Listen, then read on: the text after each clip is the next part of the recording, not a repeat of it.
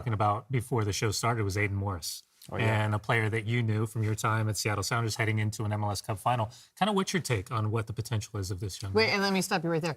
Dunny loves this kid. It's a leading question. See, look at this. Dunny's working as an agent, so you might as well choose your words wisely because Dunny has been beating the drum for Aiden. So tell us why Dunny's correct here. He's absolutely right. I think Aiden Morris is a fantastic midfielder, very complete, especially Tyler Adams being out. I think he is a potential starter for the future in the national team. He's physical, he's very smart, technically gifted, but what I love about Aiden Morris is his personality. He brings the best of his game every game. It doesn't matter against whom. It doesn't matter if he was a 17-year-old playing an MLS Cup final. He was up to his potential, and that's the best part of Aiden Morris. And I think he deserves this opportunity from Pochettino. Danny looks like a proud dad. I know. Seriously, you know what he looks? He looks smug. He's just, I'm watching everything Gonzalez says, and Dunny's like, I already told you guys that. First friendly meeting in Mexico since 2012. Look at these videos. Is it ever a friendly? Like, let's be honest here. This is all going down in Guadalajara in just a couple of minutes from now. You're watching the AT&T pregame show.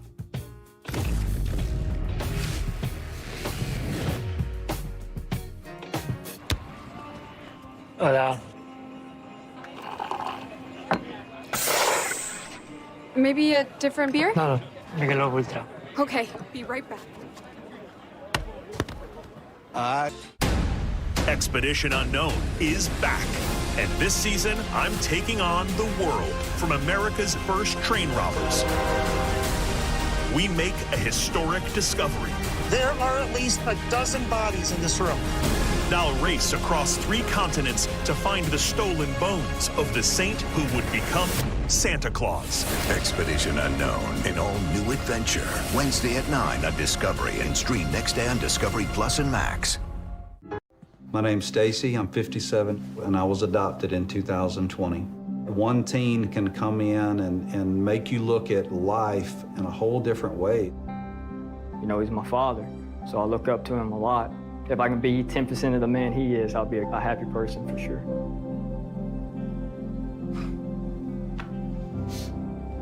Learn about adopting a teen from foster care.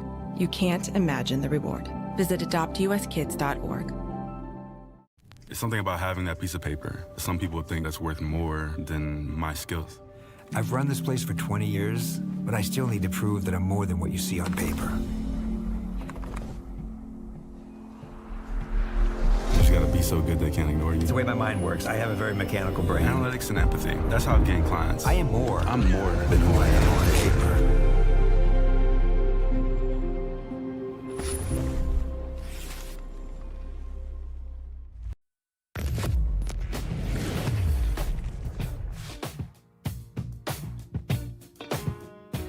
U.S. Soccer pregame show is brought to you by AT&T. Connecting changes everything. The United States packed momentum on the way to Mexico, having just won Mauricio Pochettino's debut against Panama on Saturday. Obviously, no love lost tonight. Give us final thoughts quick here, Kyle, before you got to go call this game. I just want to roll a ball out and see Beans and Gonzalo go at it again. I want to see the U.S. team manage the manipulation of the way the Mexican opponents play tonight. We'll let you close it out. What do you got? Well, I hope Mexico can dominate the game. That would be a very good step moving forward. We're out of time for you, DeMarcus. Yeah, sorry about that. We've got so much more to come. We're getting you set for a kick. You have been watching the AT&T pregame show. Sorry, DeMarcus. That was okay.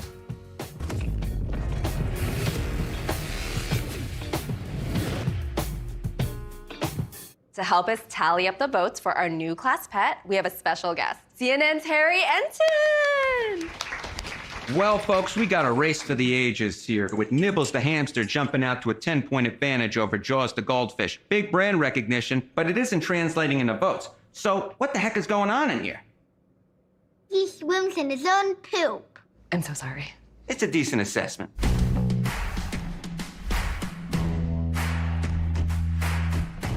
Hey, boys, need a ride?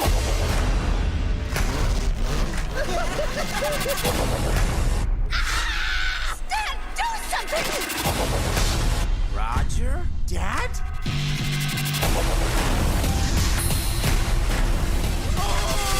I knew you'd abandon me! Just go! go and leave me here to die. American Dad, all new October 28th on TBS. They'll wake up eventually. Trick or treat! Kit Kat! Reese's! Oh, great costume. Looks like you deserve both. See ya, boys.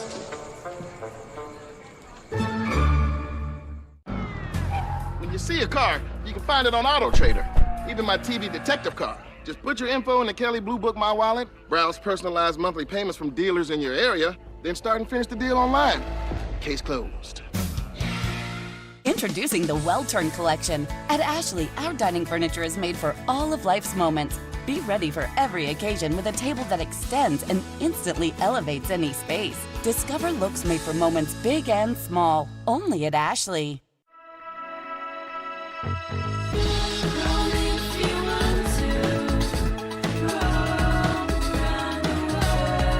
Find space at Spring Hill Suites, the official hotel partner of U.S. Soccer.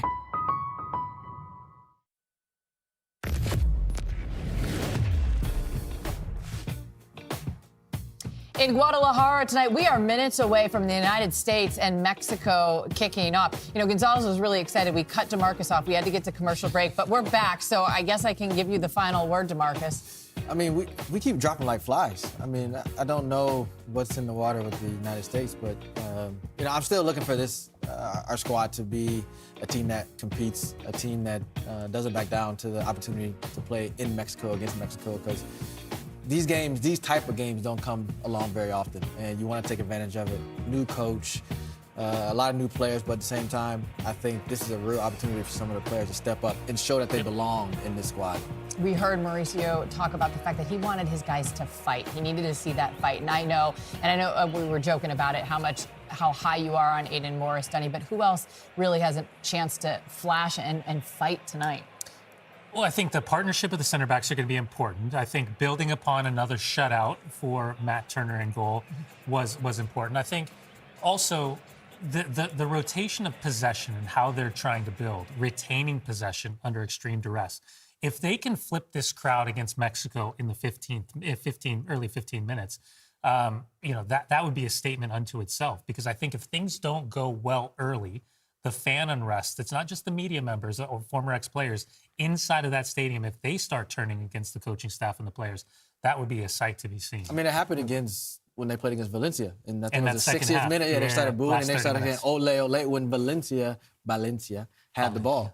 You know, so that's something that you're right. If they can turn this crowd on their side, that's a big win for the United States already. They're getting set to walk out. I want to go back to something you just said. We haven't talked about Matt Turner a lot on the show. He had a couple really key saves the other night against Panama.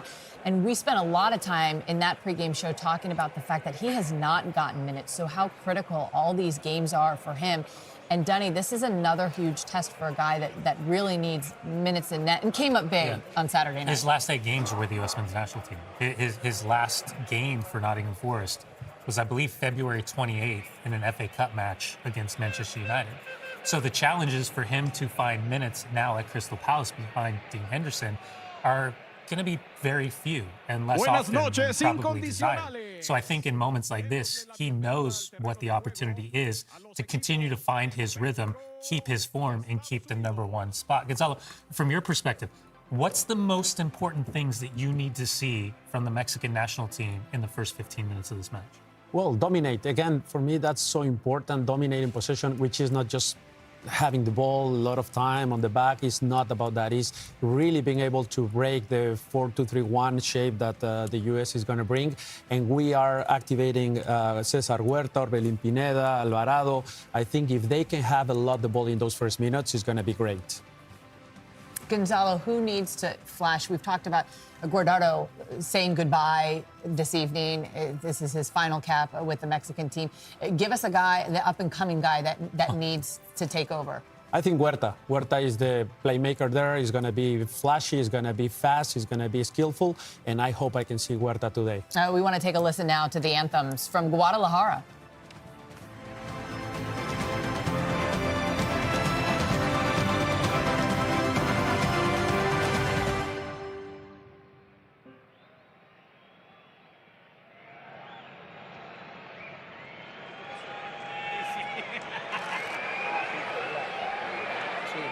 Damas y caballeros, escuchemos respetuosamente el himno de Estados Unidos.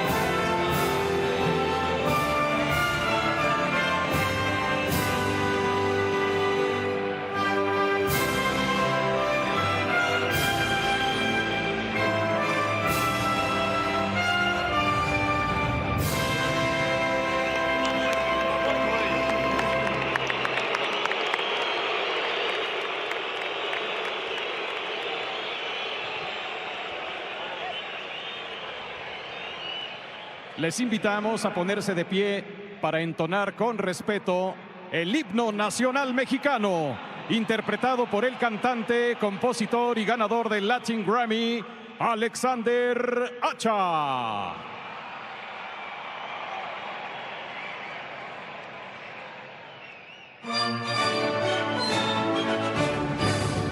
Mexicanos al grito de guerra, el acero apresta y el bridón, y retiembla en su centro la tierra al sonoro rugir del cañón.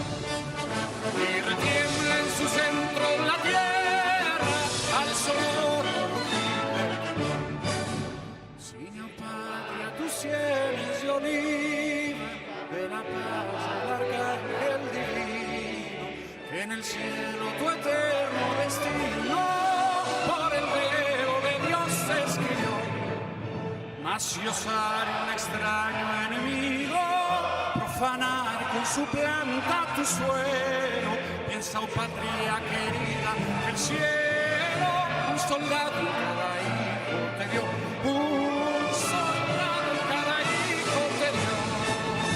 Mexicanos al grito de guerra, el acero apresta y el brillo, y retiembla en su centro la tierra al sonoro rugir del cañón. Y retiembla en su centro la tierra al sonoro rugir del cañón.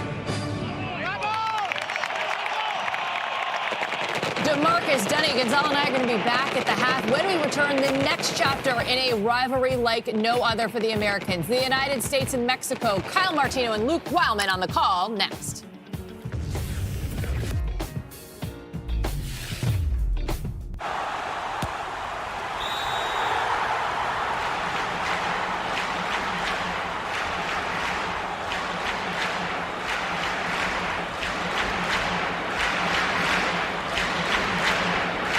DraftKings Withdrawal Tracker lets me follow my money every step of the way.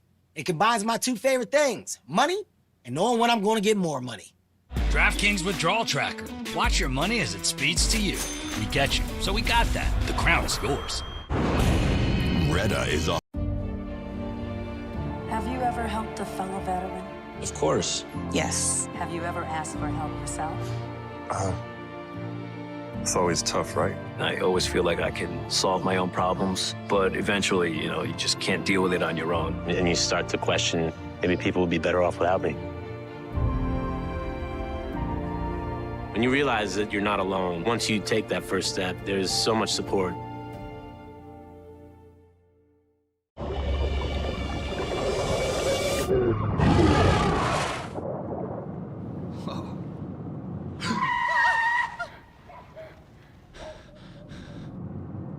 Eyes forward. Don't drive distracted.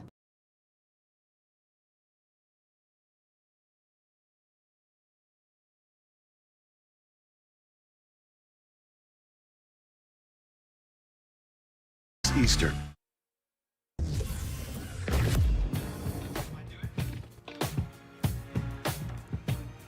US Soccer on TNT is presented by Volkswagen.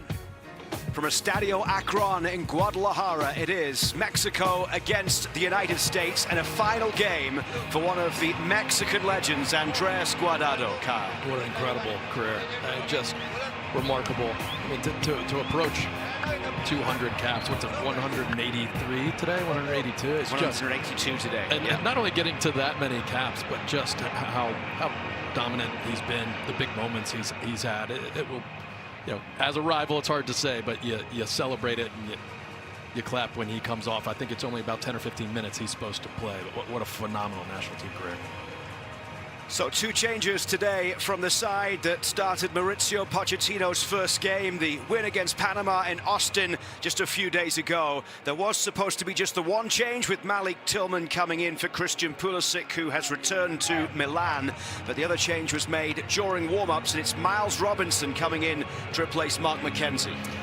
You know, that obviously you need to be ready to play and all of that, but it is a little unsettling when all of a sudden you were preparing as a sub, and especially against Mexico in Mexico, you get thrown into the starting lineup, but a great opportunity for Robinson. So the US heading into enemy territory, a rare road game for the United States, but they have a good record of late against Mexico, unbeaten in their last 4 matches with 1 win and 3 draws, but just that 1 US win all-time in Mexico, and that was the last friendly that was played in Mexico all the way back in 2012. What do you think of the things Mauricio Pochettino is wanting to see in a different manner from his side today? Well, I would say be a little cleaner with the ball.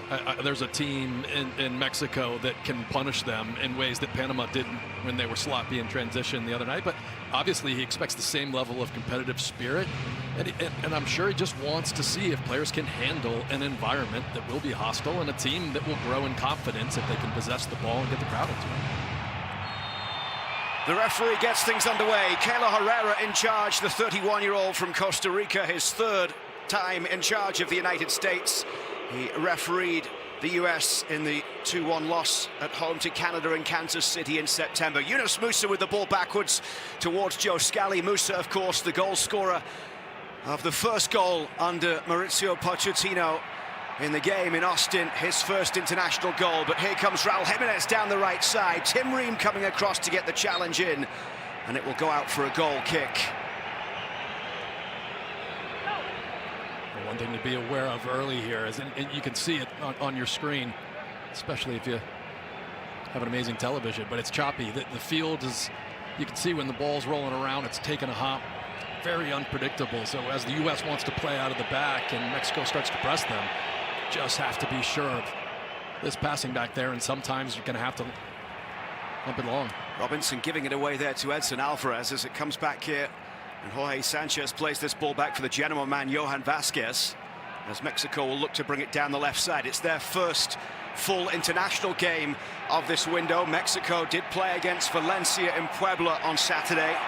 They tied 2-2 against the side from Spain, 2-0 up in the first 33 minutes, with goals from Alexis Vega and Osiel Herrera before 2 Dani Gomez goals tied things up for Valencia in that match. And there's a lot of pressure on this Mexican team, led by Javier Aguirre, as they look to try and start strongly here. Joe Scally getting across, and he's able to get the challenge in there to halt the run forward of Cesar Huerta.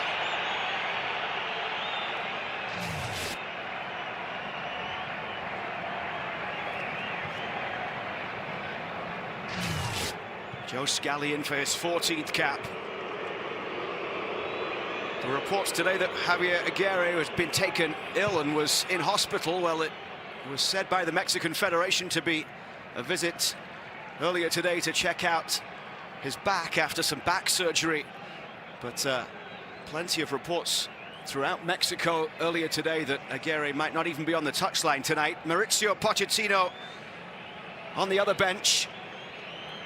2 former Espanyol managers, in fact. Aguirre followed Mauricio Pochettino to Espanyol in 2012 when Pochettino left for Southampton. Here's Anthony Robinson coming down the left side And the boos ringing down from the stands in Estadio Akron as Robinson plays it into the middle. It takes a deflection and goes behind for a corner.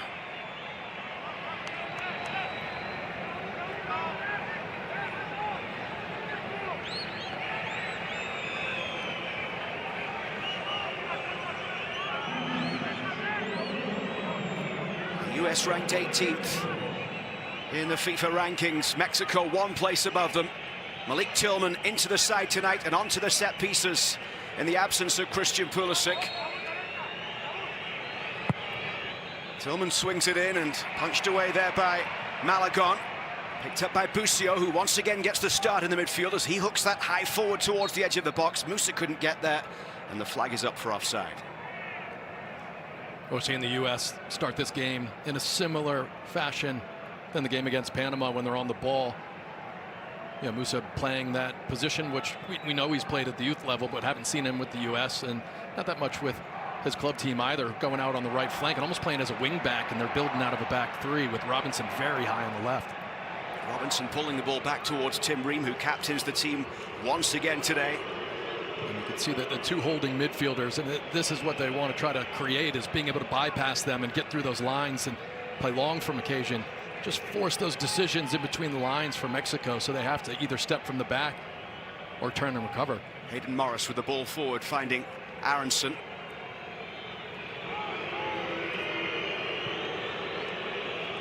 Aronson playing in a more central role tonight, with Tillman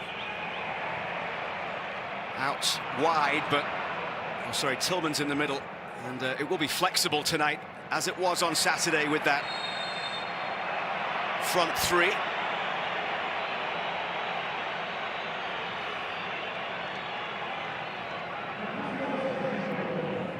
Tillman tonight appearing in his 5th game in a row for the US. It's his 16th cap, his 5th start. Last start was the 2-1 loss against Canada in Kansas City back in September. Well, that's a Mexico friendly right there.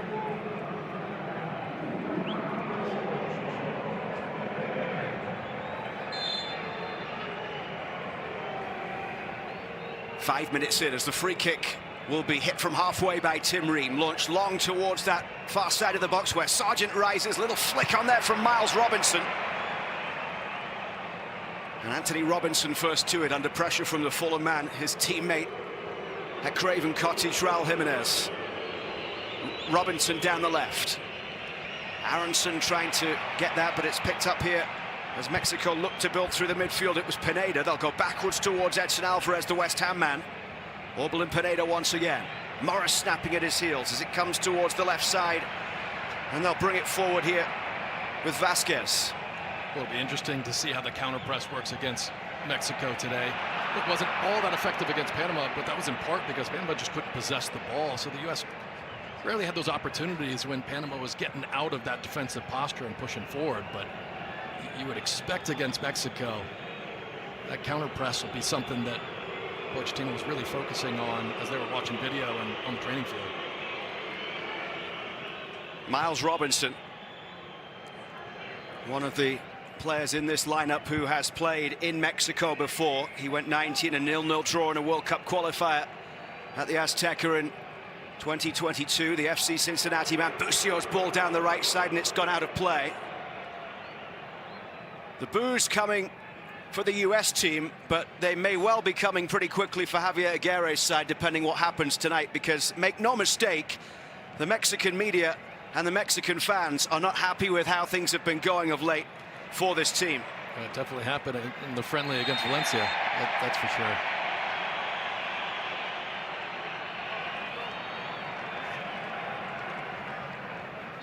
Mauricio Pochettino can become the 5th US head coach to win the first 2 games in charge. He became the 5th full-time head coach in a row to be undefeated in the first match in charge. The last one to lose a game was Steve Sampson against Belgium. And here's the U.S. going back into that mid-block. Just forcing Mexico to try to probe and find gaps.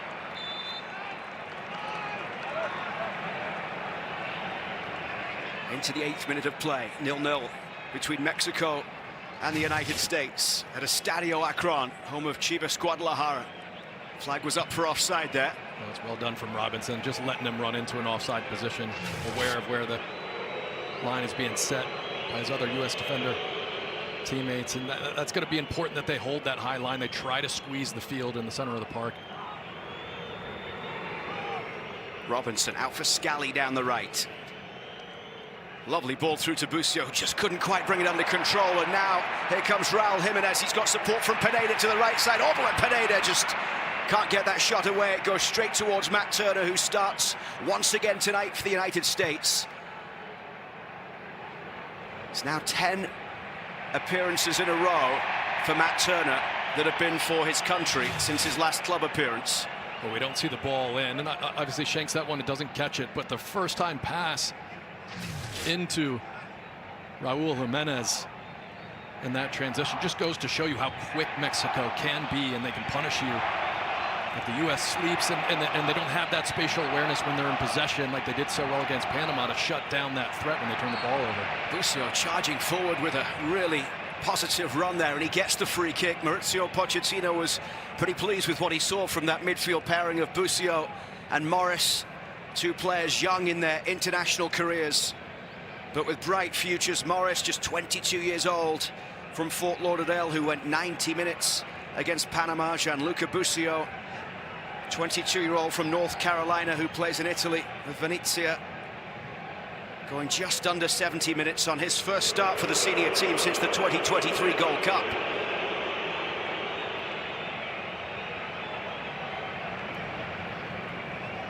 Players leaving the squad since that win in Austin. Christian Pulisic heading back to Milan for load management reasons. Injuries to other players, including Weston McKennie and Ricardo Pepi, who scored that second goal in Austin on the weekend, has seen them depart Mauricio Pochettino's camp. No other players added, so it's a small squad here for the US in Guadalajara tonight, as that one goes out of Musa, who once again plays tonight in a more advanced role down the right side. Jesus Angulo will take this throw, the 26-year-old left back from Tigres. 19 of the 27 players in the squad for Mexico play their club football at home. There are 4 from current Apertura leaders Cruz Azul, 4 from Tigres as well.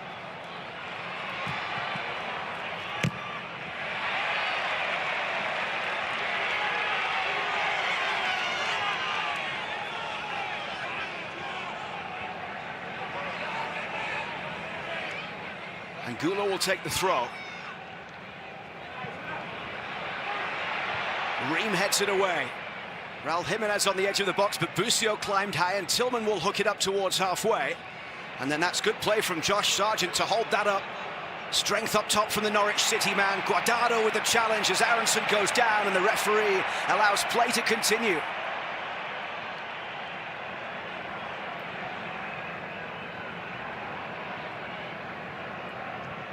Angulo plays it down that left side into the channel for Pineda to chase. He's up against Joe Scally here. Orbelin Pineda, one way then the other. Can he deliver a ball into the middle? Pineda to the byline, chips it back post. Anthony Robinson flicks clear, and then it's put over the bar. Edson Alvarez, 5 goals in 80 caps. Not particularly close to adding another. Well, really well done from Aronson. Just watch his recovery run. He's at the top of the box right now and just tries to find who he needs to get close to, and just trying a very difficult skill here. Aronson just gets in the way to make sure that there's no threat there. It's interesting, the referee allowing little things to go here early on, and a lot of times you'll see that in Mexico against the U.S. You have to let the game play. I mean, it's going to be physical. There's going to be fouls. Have to let the game get a bit of a rhythm. Played back for Vasquez. And this is Angulo. Mexico with clean sheets in their last 3 internationals, including both games in the September window when they won 3-0 against New Zealand at the Rose Bowl. Pineda, Huerta and Romo with the goals. And it was a 0-0 draw in Arlington, Texas against Canada. Push forward down that left side. Musa with the challenge, and the referee this time will give the free kick for Musa's foul on Angulo.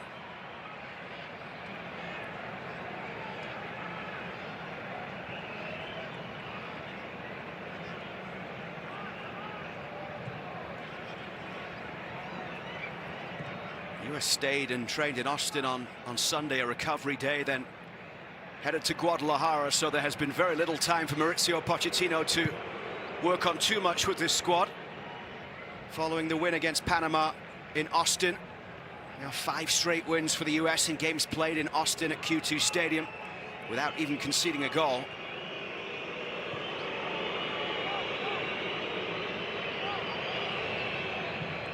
Ream, long down the left for Anthony Robinson to chase. Alvarado trying to get back to make the challenge on Robinson. It's gone out off Sanchez. Positive play once again down that left side from Anthony Robinson, who had a really strong game against Panama. Well, I'd imagine that they watched the last game and saw the incredible amount of ground that Robinson covered. And, you know, Pulisic played last game, obviously, and typically Robinson's there as support, every now and then making overlapping runs. But with Pulisic staying central and tucking in through most of last game, Robinson was just on the flank by himself and starting this game in a very similar fashion. Tillman will take the corner. Swept in towards that front post and away only as far as Scally. Miles Robinson, Tim Ream both staying forward here as it goes in towards Miles Robinson. Morris battling for it, drops back for Ream. Here's Tillman. Tillman driving that ball in, and foot on it there from Vasquez as Mexico managed to clear towards halfway. Raul Jimenez will chase. The former Wolves man couldn't get the better there of Anthony Robinson as the two teammates tussle on halfway. Raul Jimenez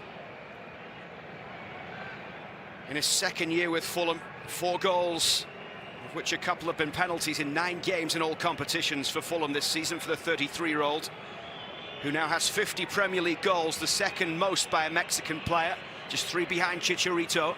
Here's Josh Sargent. You can see there as the ball came there towards Scally, there was a huge bounce. Tillman trying to shrug off the challenge. Can he get the shot away here as he bundles his way towards goal? Meets a wall of Mexican players along the edge of that penalty area as it comes here for Musa. Aronson.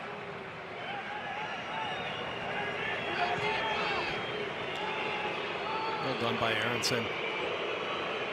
This is the moment you can hear the crowd getting a little bit restless. You know, those whistles are a good sign. The olays you don't want, and just being smart. Don't go play a low percentage ball. Don't play into pressure. Possess. Try to drag this Mexican team around.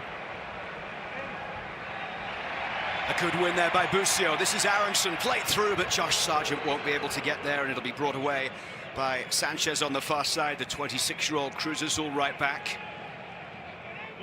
Now right there, those are the moments, that counter press, well done from Busio to be in the right position when they're in possession, toe poke the ball away. It's just those tiny moments. Aronson just overhits that pass. If they could be crisp in transition, it can really hurt Mexico. The US unbeaten in their last 7 meetings with Mexico, the longest run in history.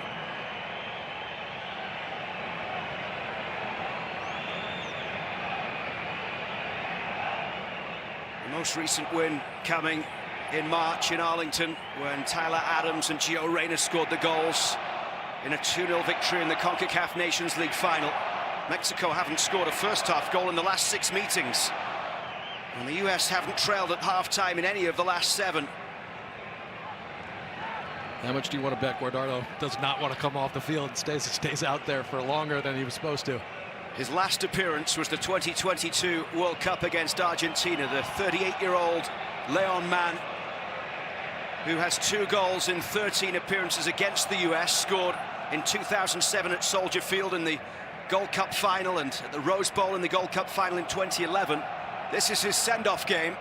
We were told maybe 12 to 15 minutes, but he's still out there so far. Played in for Raul Jimenez. He'll turn on the edge of the box. Busio gets the block as it comes back away here. It'll be floated across to the far side by Angulo. Comes back here for Montes, who plays for Lokomotiv in Russia. Vasquez. Now Guardado, with the captain's armband on as it launches it long, and Matt Turner can come to claim. Fast start to the game, no real clear chances so far. As Morris is down, the referee will just call a halt to play. And this will be the change. Luis Romo will be coming in to replace Guardado.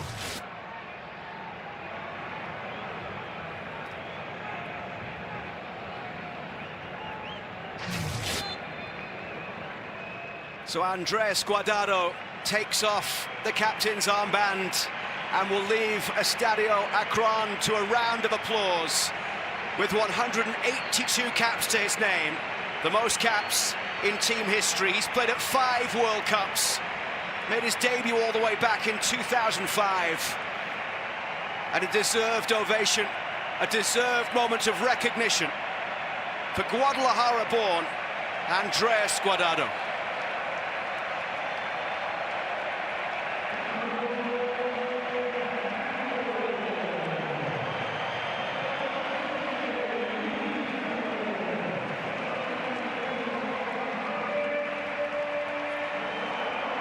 Big smile on his face.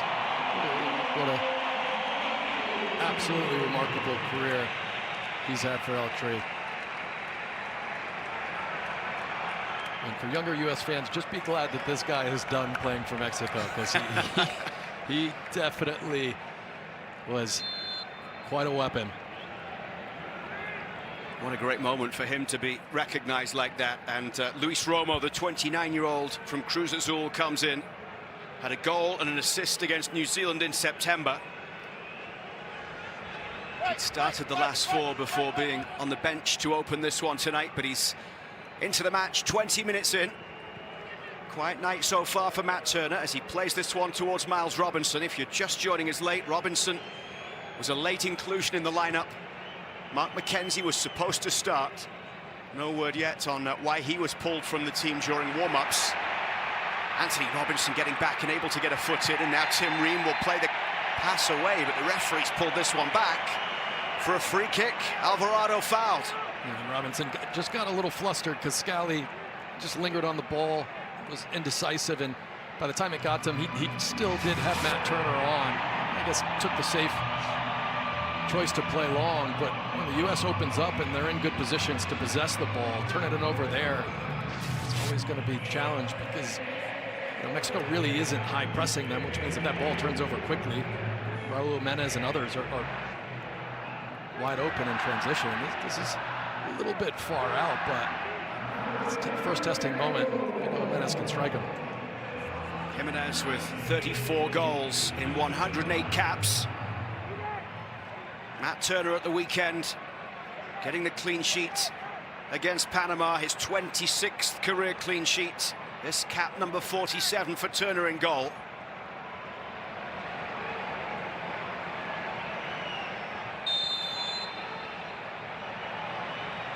Alvarado moves away. This will be Raul Jimenez to wrap it into the top corner.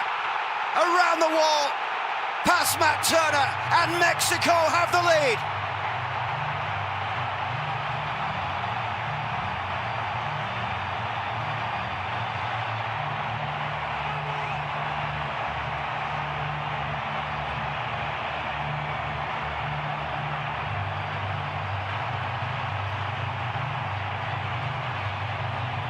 It was Vega last game that scored off a set piece in their friendly against Valencia, and on the bench it's Raul Jimenez who steps up. What a beautiful strike this was. And just to look at it, Matt Turner trying to scurry over there, and just the height that it stays at the whole time makes it very difficult for him to get over there, and this will be a good look at it. And that's the wall jumping as high as they possibly can, and just fingertips to it. What a lovely free kick that was from Jimenez.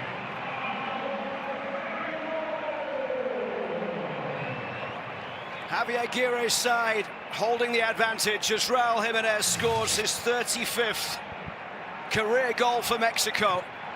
And the United States trailing at the midway mark in the first half in Guadalajara as Ream clears it away, and Jorge Sanchez will bring this one forward down the right side.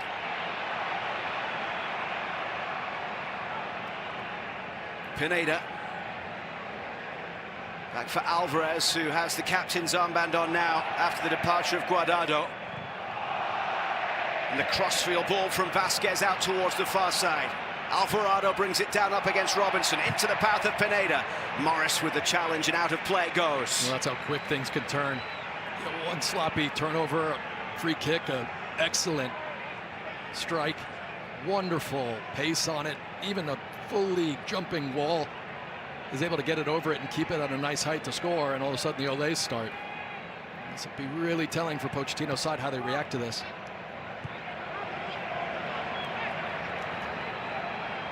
Alvarado finds Sanchez down the right side as Aronson was able to get the block in. It's pushed into the front post, and Ream gets ahead to it behind for a corner, and the US need to stand strong here. A bit of pressure coming from Mexico as they look for a second. Mexico has failed to win the last 2 times after scoring first against the US, 1 draw and 1 defeat. Roberto Alvarado playing at home in his club stadium. Chivas man whips it in towards the front post. That was glanced away there at the back by Miles Robinson, who got there just ahead of Tim Ream. Mauricio Pochettino trailing for the first time in his US head coaching career. Johan Vasquez is down.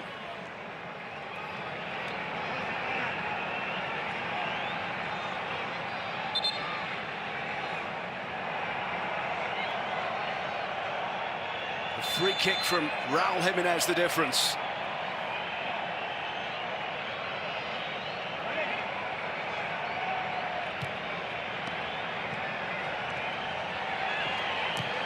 Gulo towards the corner flag. Busio gets a foot in, but this is out for a US ball.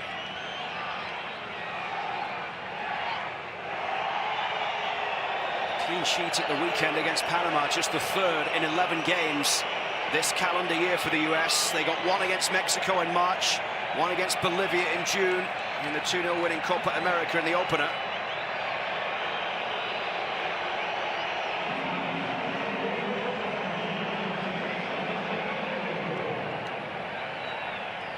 Scali's throw finds Morris, but Mexico battling to win it back here. Busio then with a strong challenge. The Mexico fans don't like it as Huerta was down on the deck. Robinson brings it up towards halfway on the left side.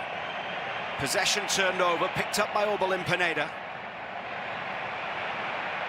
Here come Mexico again. Sanchez with the cross in. Ream able to get it away on the far side for a throw.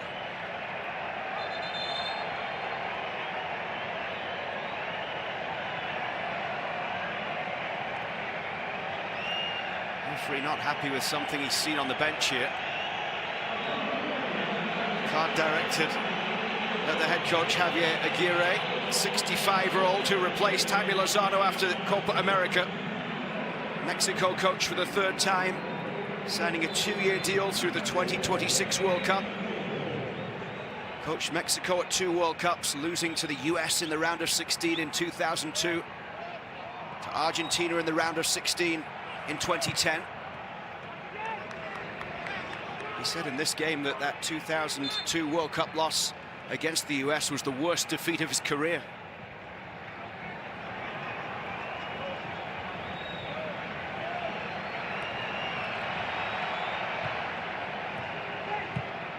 Robinson. Now it's Aronson. Possession turned over once again here. Mexico moving in about that pace. Vasquez across the back for Montes.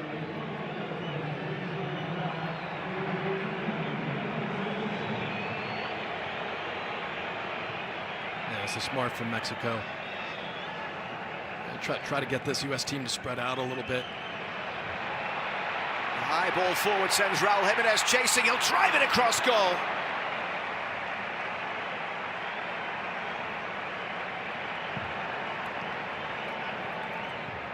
Been a while since we've seen the United States able to get on the ball and get in the Mexico half with any effect.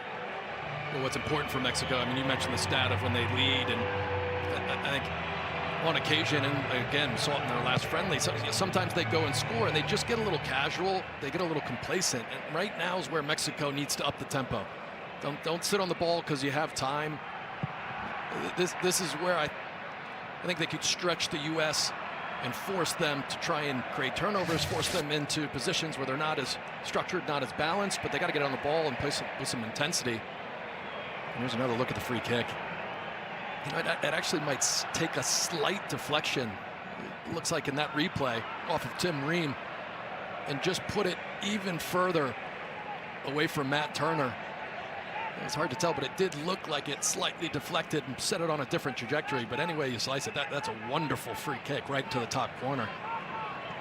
I'm sure all the goalkeepers at home are going to be looking at positioning. You know, could he be 2 steps out? Could he have been 2 steps left? But attacking players, we look at that as an incredible free kick. Scally's throw in towards Aronson. And that's gone out off Scally for a throw here.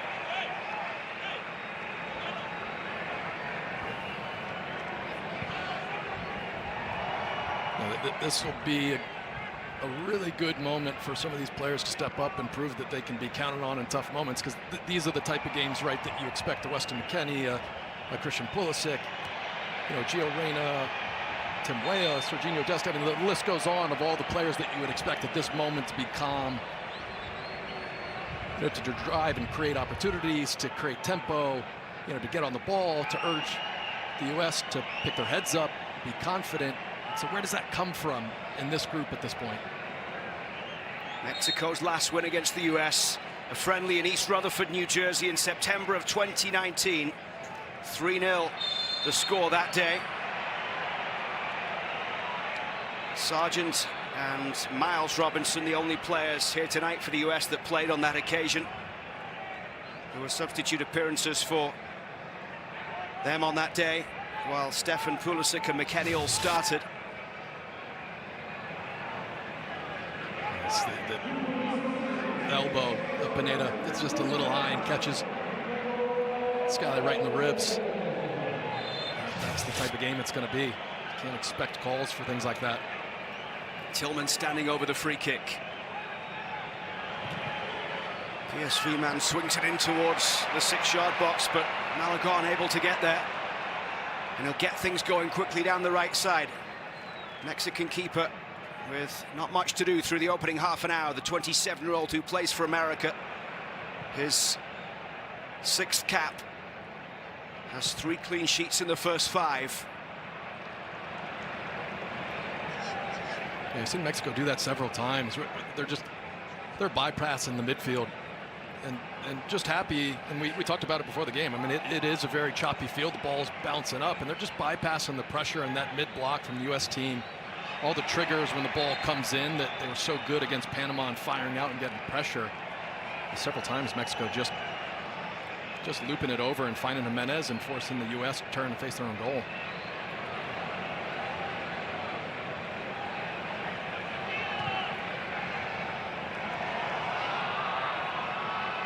Scally with a throw down the right. Musa tries to turn. And Pineda will play the ball through. Down that right side, they'll come forward with Jorge Sanchez here, the Cruz Azul man with space. His 47th cap tonight. Comes back for Edson Alvarez. US Soccer on Max is brought to you by Volkswagen, presenting partner of US Soccer. The United States find themselves trailing by 1-0 here as this one goes long towards the right side. Jorge Sanchez will turn against Anthony Robinson. And out of play it goes here for a corner. Pochettino just furious because Musa went central. Look at his first touch, it's still there. The man still got it. Yeah, he was furious that Musa went into a central position and allowed that ball to the left back with no pressure. Alvarado will take it from the far side. 3rd start in a row for Mexico. Whipped into the 6-yard box where Sargent is able to flick it away.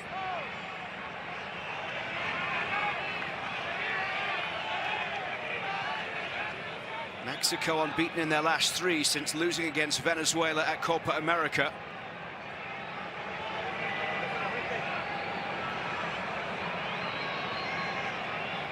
Failed to advance from the group at Copa America, finishing 3rd behind Venezuela and Ecuador. Angulo's throw, Jimenez with the flick, cleared away by Miles Robinson. Lucio got a touch to it there, but Angulo picks it up down the left side here. Bit of a battle with Aronson. Space now for Angulo. Check back the other way into Aronson. Able to get it back for Huerta. Huerta skips past the first challenge. He's into the box. It takes a deflection on the way through. The US scrambling it away. Scally towards halfway.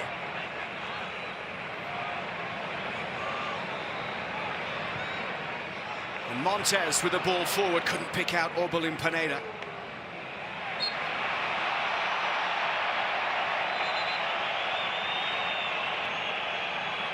Mexico really growing into the game. They're just confident on the ball, creating overloads in wide positions. And the U.S. just falling a little bit out of shape right now.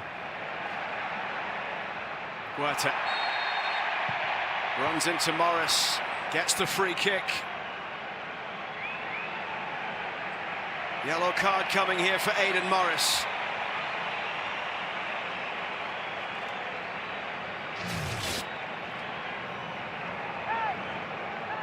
Here's the foul. What you didn't see is the quick free kick, and I think it was Morris just blasted into a Mexican player, and the referee let it play on.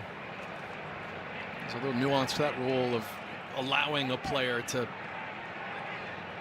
step back and it not being, you know, encroachment for a second, but it just looked like that was a pretty straightforward. Mexican player was trying to block them and being able to play quickly.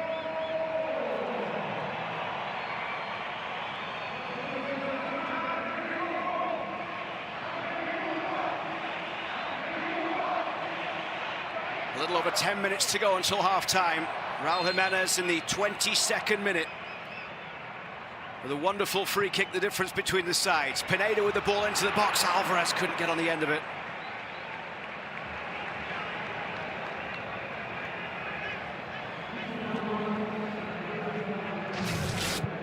This is a great idea. Just slightly overhit. Alvarez gets a toe on it, but he was wide open. If that ball isn't overhit, he's putting that most likely right across the 6-yard box, and they got a great chance. Ream forward down the left, finds Anthony Robinson. Push forward towards Aiden Morris. Tillman couldn't get there. Comes straight back from Vasquez. Pineda giving up the chase, and he'll get the corner here on the far side. It's all Mexico right now. 35 minutes gone.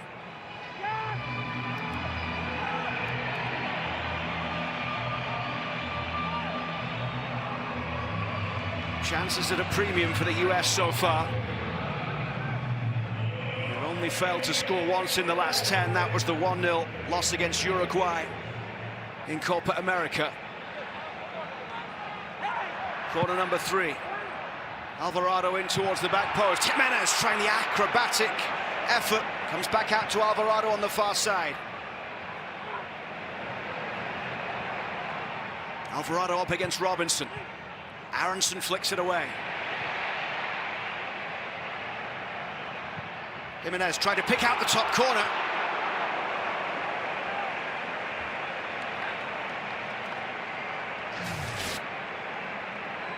We don't see the failed bike attempt that looked like, there it is, a nice training ground play where everyone goes near post, a little bit of a block to sort of clear him out in that far post.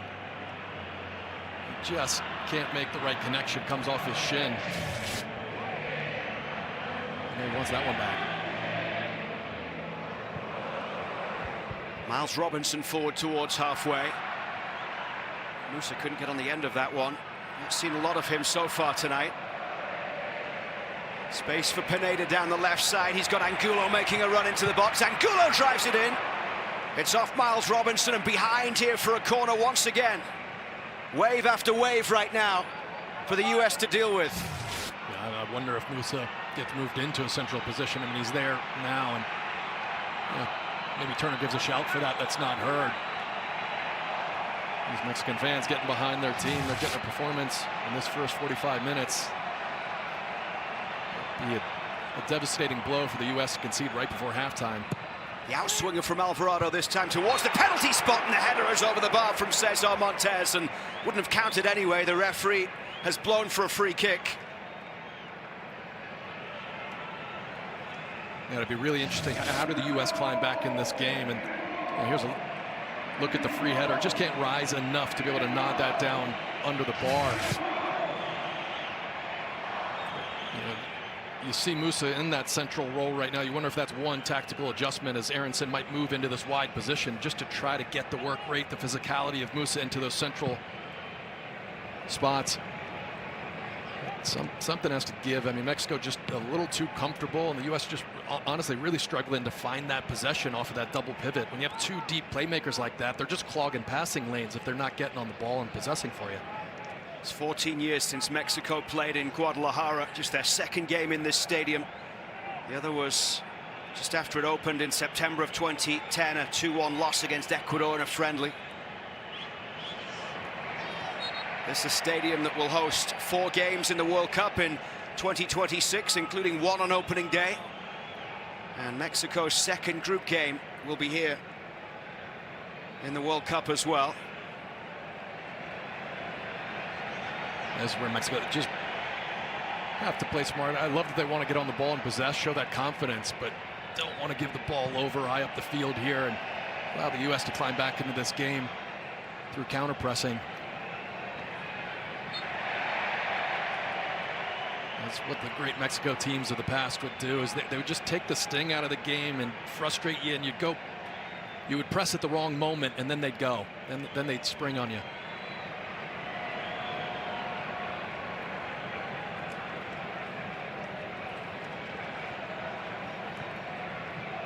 Free kick in the 22nd minute from Fulham's Raul Jimenez. The difference between these two sides as we approach the final 5 minutes of the first half.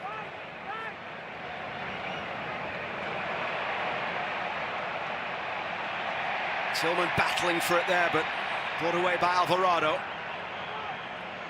Angulo plays it out for Jimenez down the left side. He's up against Aronson. Jimenez with a really fancy cross into the box. The footwork was superb.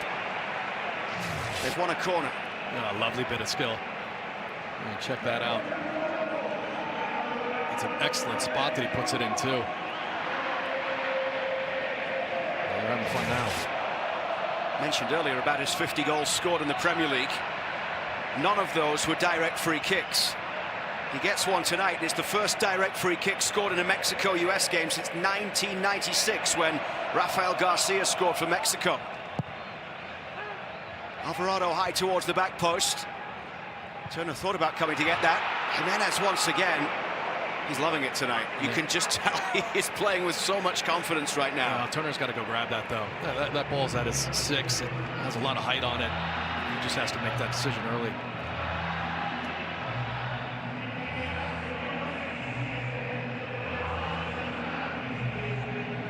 Coming up next, it is the Volkswagen halftime show. Back in studio with Sarah Walsh, DeMarcus Beasley, Brian Dunseth and Gonzalo Pineda for their thoughts on the first half at Estadio Akron in Guadalajara. Musa down the right, pushing it forward for Aronson. No way through.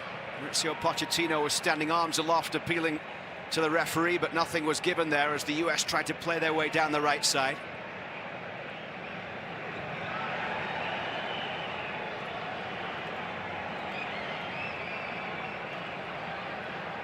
It has not been a great first 41 minutes for the United States. Unable to try and keep the ball and control the game. It's been mostly Mexico. I mean, it was a great start. It was a really good start. I mean, they were the most comfortable team. They were possessing the ball. They were pushing, creating turnovers, and ever since the goal, it's just moved the momentum, moved the confidence into the Mexican team. And when you consider it was only one change, well, I guess 2 with the injury in warm-up to McKenzie, a lot of these players have to be gassed after putting a lot of energy into the first game a few days ago. Obel and Pineda from distance, straight off the back of Tim Ream.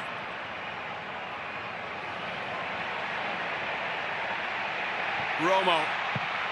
Straight at Turner. You can see Ream. He's just trying to be vocal, trying to motivate the U.S. team to climb back in this through physicality, through competing. That was the word that we've mentioned a lot, that's been talked about a lot, and saw that through most of the first game. And you know, I honestly, I just give credit to Mexico. They've really, definitely since the goal, just been calm on the ball, possessed. I mean, they're taking fouls, they're being pulled around, and continue to be the aggressors out there. Sargent chasing that. He's not really had much service so far tonight. Josh Sargent, his first time starting back-to-back games for the US since June of 2021, when he started the Nations League semi-final and final wins against Honduras and Mexico.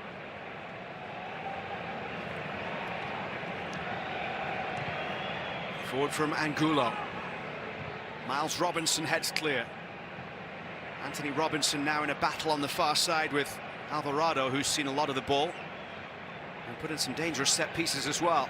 It's interesting, as Gonzalo said, as we were talking in the green room, Bees and I, sometimes when they'd play against us, they'd see Landon's name, they'd put X's on it and say, we got to shut him down. You know, there's almost, when they look around this starting 11 with all the players missing, there's no one they can circle to say, let's shut this guy down in this U.S. team. And I think, you know, Mexico, we're making it about their game right now. The exact thing that, you know, Pineda was talking about, that the fans are longing for, is where's the Mexico that shows that confidence, that bravado, that irreverence, and gets on the ball and makes it a tough day for the U.S.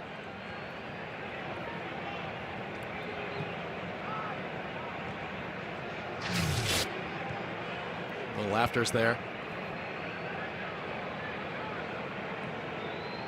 The 78th all-time meeting between these two. Yeah, look at Morris and rivals. Busio. It's just, there's no option there for them. They're a little bit static, and you know, Jimenez is doing a great job of cutting out that initial passing lane into them. They have to be able to go find the ball in those moments. Romo pushing it forward. Huerta couldn't get there, but Romo picks up the pieces. Angulo. You know, even just to get the ball to bounce it back, because the idea is just to open up the passing lanes ahead of you so they can get it into the forwards, to get it into the inverted wingers, and they did that a few times early on, but haven't been able to find it since. Romo. And the whistle goes right on 45 minutes, and Mexico lead the United States by 1-0. Raul Jimenez, the teammate of Anthony Robinson at Fulham, is the goal scorer. It came after 22 minutes from a free kick, and it's 1-0 at the break.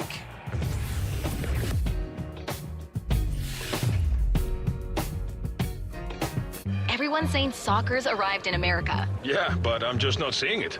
Ah, man, Christian, they got a lot to say. Gotta prove those U.S. doubters wrong. Yeah, but how? The fans. Who, me? Yeah, of course. If anyone lives this game, it's them. It's their everyday, right? Yeah, they really do make the U.S. the... Nice. Ashley knows that some of our most important traditions and memories start around the dining table. From cozy breakfast nooks to formal dining areas, we have versatile options that fit any space, with styles ranging from mid-century modern to farmhouse or traditional, starting at just $499.99. Only at Ashley. People. They're good. Good for laughs, for snorts, for cries, and goodbyes. People are good for doing nothing, or getting up to something. People are good for squad goals and squad. People are good for these kinds of cheers and these kinds of cheers. People are good for you. Jim Beam, best enjoyed together.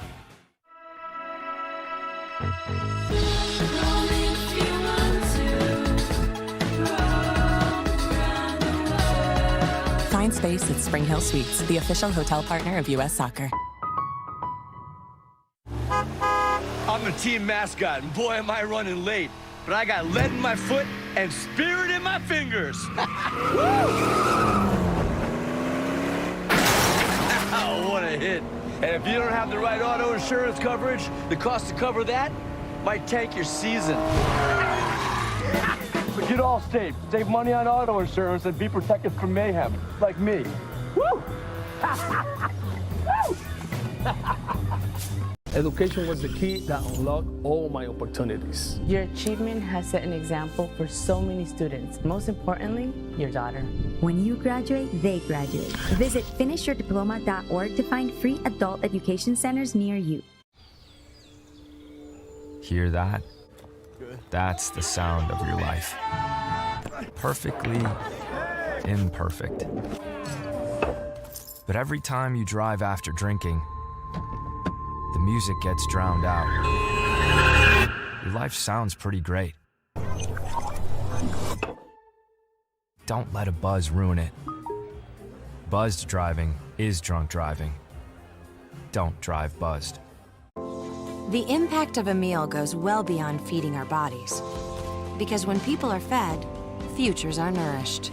And with your help, together we can end hunger. Join the movement at feedingamerica.org/act now. Power is not given. It's taken. Step up and call your shot. Power-packed postseason baseball. Show me what it feels like.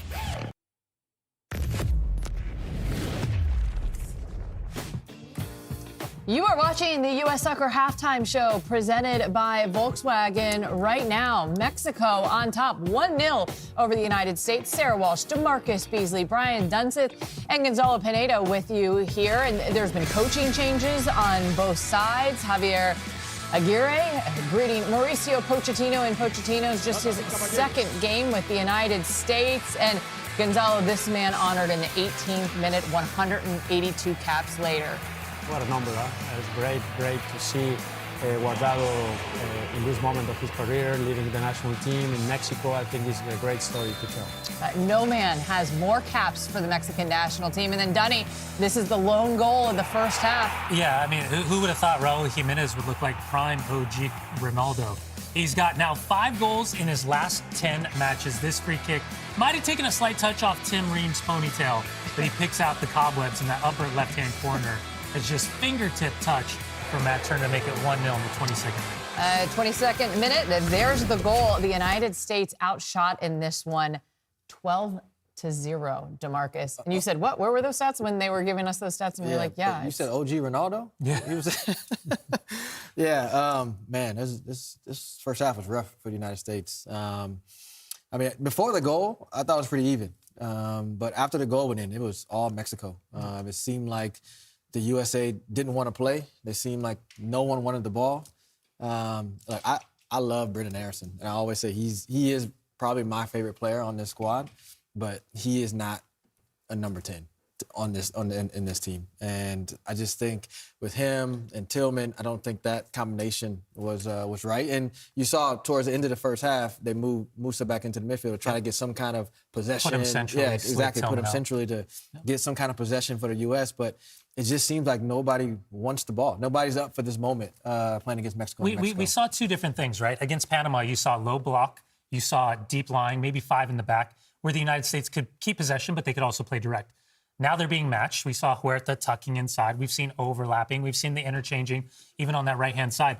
Tonight, I see experience. Like when you look at Edson Alvarez and you take away Guardado and you put in Romo, you're still looking at like 140-some caps combined versus Busio and more. So there's an inexperienced thing, but this is also part of the opportunity. How do you learn to play in these environments? Now, this second half, you got to see like a Haji Wright. You got to see maybe a Zendejas, maybe even a Brandon Vasquez. There has to be... Right at halftime? Do you think he's making changes, or do you want to see changes I would like to see guys get opportunities to prove in this environment that they can adapt to what the pressure is going to be in the second half. What did you see from Mexico? Well, I think they've been pretty good. I think the mobility between Orbelin Pineda and Raul Jimenez has been very good. At times, Jimenez dropping in the pockets, not just staying as a 9, which I think is something the U.S. can do better because one of the center backs, Johan Vasquez or Montes, are going there trying to press Tillman or Aronson, but there's no mobility behind that center back that steps up. And I think Mexico is doing those rotations pretty good. Dunny, you said that you would make some changes, and I can tell you these changes are coming. Lunda's going to come in for for Anthony Robinson. Zendejas is coming in for Musa. That's just a pair of changes we're going to see. We got much more to come on the Volkswagen halftime show as Mexico with a 1-0 lead at the break. We're coming back after this.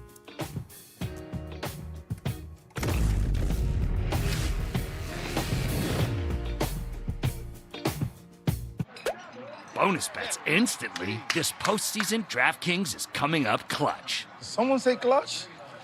Poppy got this. No, Poppy. No need to get this. Put me in. Again, nobody's going in. I'll bring home the W. The W. For him. Poppy. For her. I think there's been a For this abuela. Sure, the abuela. This beautiful couple. Big Poppy, not a big listener. New customers download the DraftKings Sportsbook app and turn $5 into $200 instantly in bonus bets. The crown is yours. But the lady with the hat. Okay. All right, let's run that again. Geico has fast, fair claims 24/7 right on the Geico app. To file a claim, just tap. Just tap right here to upload pictures, customer. Try getting on a first name basis. Sure. Vicky. To track your status, just click. Super easy. They're connecting with the mannequins. You're doing great, everyone. Ooh, you're a pro. Scroll, tap, scroll. Ouch! Oh, I'm cramping. Yeah, we've all been there. For savings and service, get more with Geico. I overdid it. Like a showboat, I just overdid it. There's more to any business than the game it's in. Want to meet customers where they are. Digital experience game. Make buying friction-free. E-commerce strategy game. Build competitive advantage. Rewrite the playbook game. That's where Deloitte comes in. We can help businesses of every kind advance and connect all that it takes to perform. Whatever game you're in. Deloitte, proud sponsor of progress.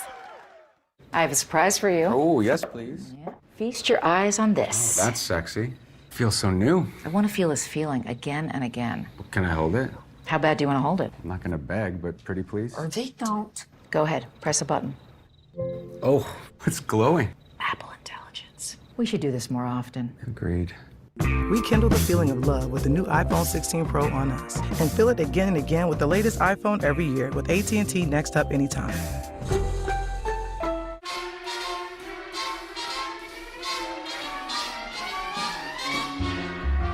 Come fly with me, let's fly away.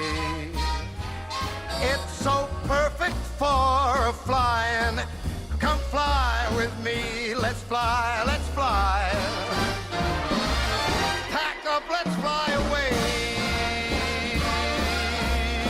Michelob Ultra, superior like beer. As a dad, every day is a challenge. To make sure that the time that I have, I spend with them. It doesn't matter how tired you are, you have to try and to teach them. When they learn something new, and you can just see in their faces, it's such an incredible moment. It's those moments that are my favorite.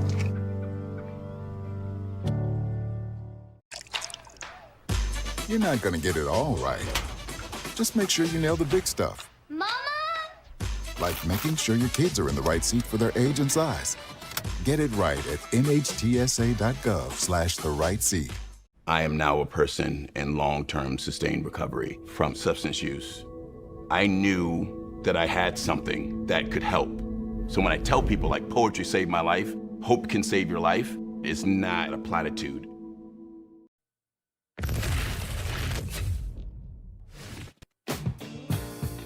U.S. Soccer Halftime Show is brought to you by the Volkswagen All-Electric ID4. 45 minutes to go. DeMarcus, what do you want to see? I just want to see a bit more personality from the squad. I think, some of the players, it looked like they didn't want the ball. I hope the substitutions with Zendejas and Lund coming in will give them a bit more energy, but just step up and play. Combativeness, second 45 minutes. Prove that you belong there. And simplicity through possession is great, but generate chances in the final third. Gonzalez, what does Mexico need to do? Keep a clean sheet, number one. But the other thing I really like was the set pieces. I think we've been very creative, making contact in almost all the corners, goal in free kick, wide free kick, making contact, I think has been pretty good. Second half coming up. You've been watching the Volkswagen Halftime Show. Luke Wildman and Kyle Martino back on the call for the second half coming up next.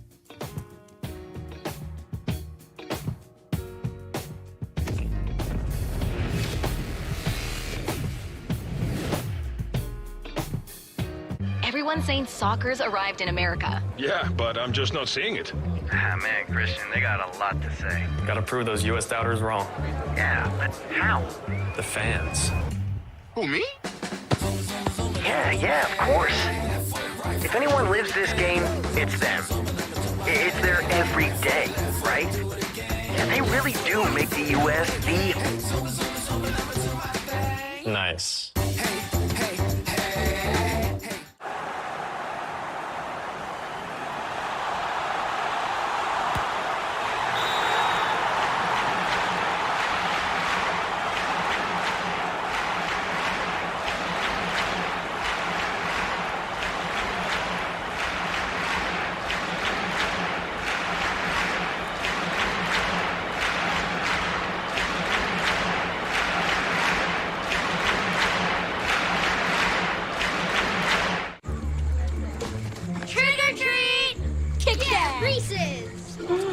Great costume. Looks like you deserve both.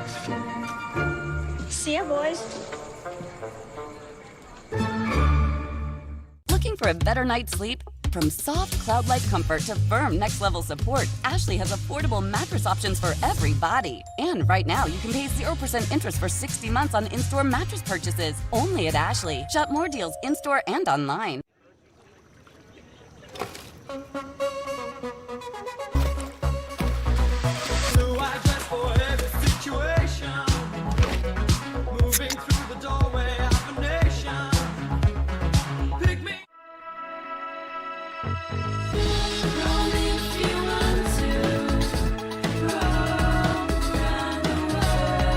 Find space at Spring Hill Suites, the official hotel partner of U.S. Soccer.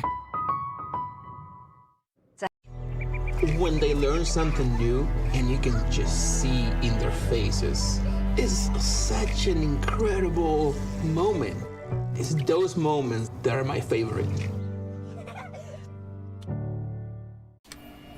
I've run this place for 20 years, but I still need to prove that I'm more than what you see on paper.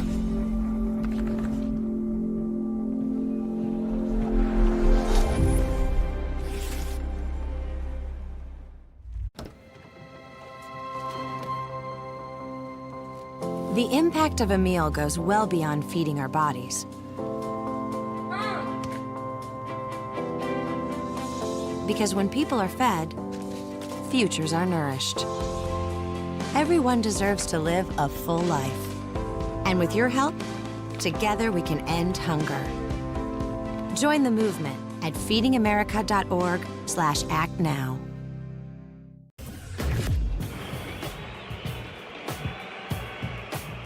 US Soccer on TNT is presented by Volkswagen. Double change coming up at halftime for the United States, with Christopher Lund coming in for Anthony Robinson and Alex Zendejas replacing Yunus Musa.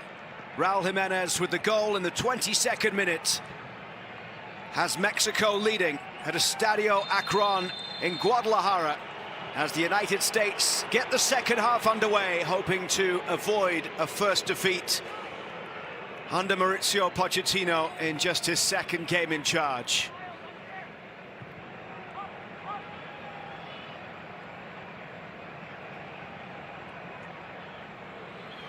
Alex Zendejas getting the call to come in. Zendejas, a player who plays his club football in Mexico. 26-year-old, was born in Mexico, raised in El Paso, chose to represent the United States, plays for Club America, and he gets the chance to come on in Mexico against Mexico tonight. Well, and tactically, it looks like for like. You can see Zendejas at the top of your screen briefly there, getting chalk on his shoes, and Lund doing the same on this near side, just showing up at the bottom of your screen. So not moving out of those positions, and tactically you can see Busio and Morris still in that deep playmaker role, double pivot. Lund with the ball forward towards halfway. He's on at half-time for his 7th cap. Lund replacing Anthony Robinson, that straight swap at left back, having come on in the 67th minute against Panama. 22-year-old born in Denmark, now in his second season with Palermo in Italy.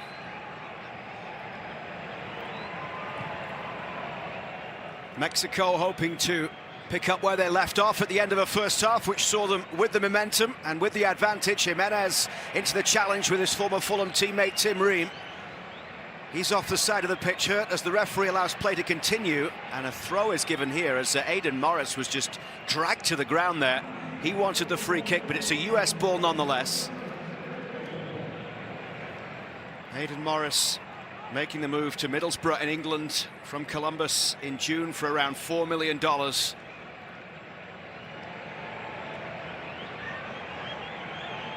He's appeared in 4 games in a row now for the US for the first time.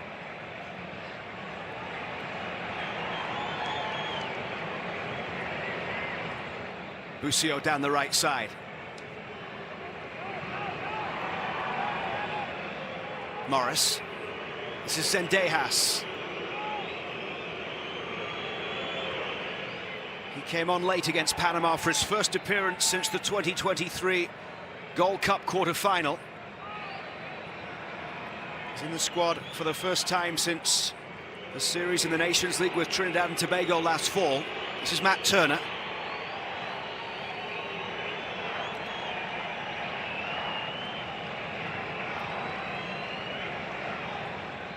Miles Robinson. Yeah, I think Tillman too.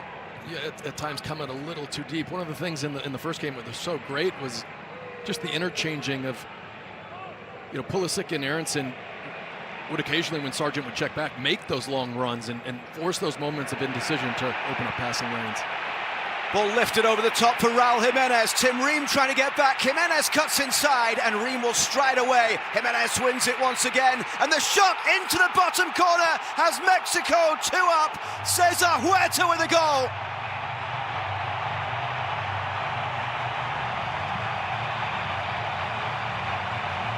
Mexico pounce early in the second half. And a mountain to climb in Guadalajara for Mauricio Pochettino's US.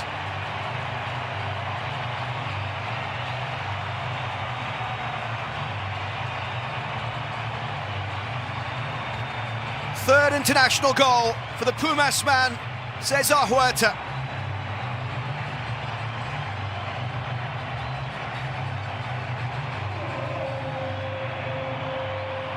I said it in post-game against Panama and pre-game today that the U.S. got away a few times last game where they turned the ball over cheaply and Panama couldn't punish them. And Ream does so well here to go and recover this. But how about that from Raul Jimenez?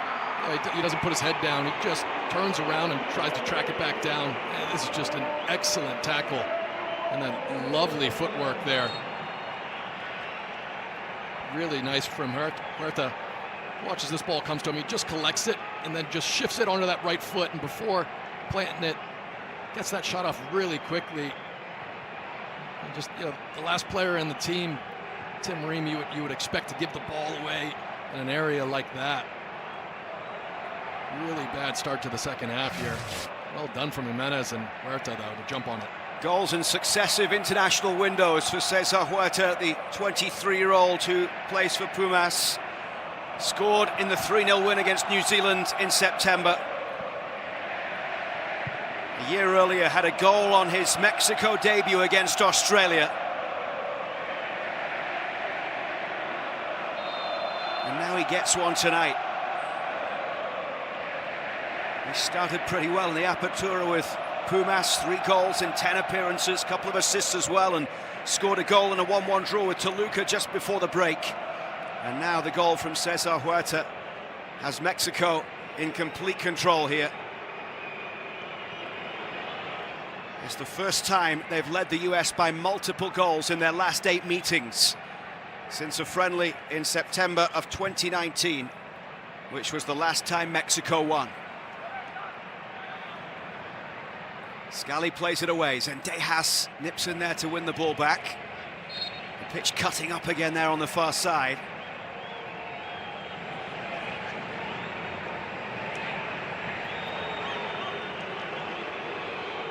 This is Ream.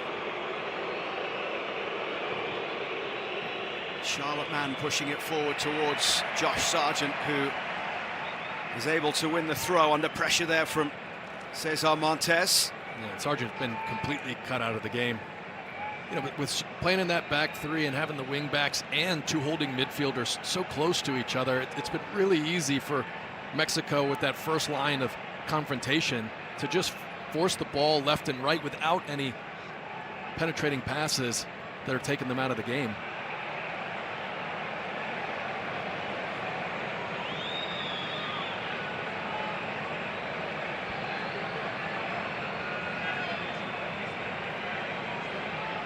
Tim Ream, the captain, tonight once again, his 64th cap.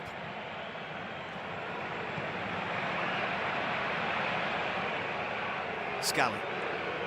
Now Zendejas on the far side. Gets the boost from the home crowd in Guadalajara. Zendejas making his debut for the US back in the January camp in 2023 against Serbia. He's got one goal in what is now 9 caps. That came against Grenada in March of 2023 in a 7-1 win in the Nations League. There was a moment right there with Busio. I mean, he's wide open to collect that ball and get turned. He's just got to demand it.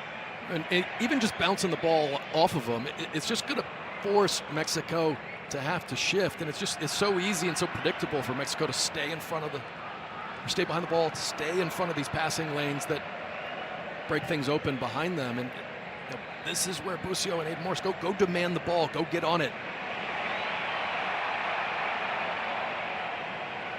I like the energy from Zendaya since he's come on. I mean, you see his willingness to want to go get touches.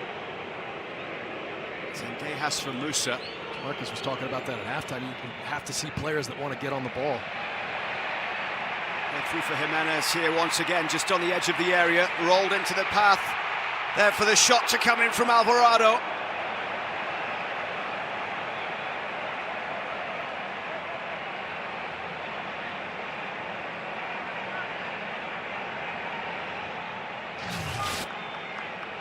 This overlapping run, and the U.S. player's not sure who's supposed to go with him. It ends up being a great save from Matt Turner, and just fortunate that first touch from Alvarado actually gets stuck underneath him. Otherwise, the next touch is squaring that ball. You saw it right to Romo for a tap in. And that's what Rafa Marquez is saying. Why don't he square that?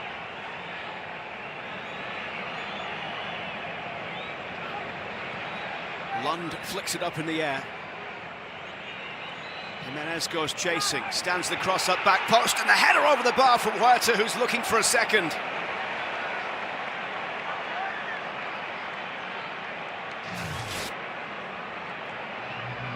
Watch Huerta just get off his feet early. Yeah. Got to do really well to beat Robinson in the air, and it's just because he takes that early leap.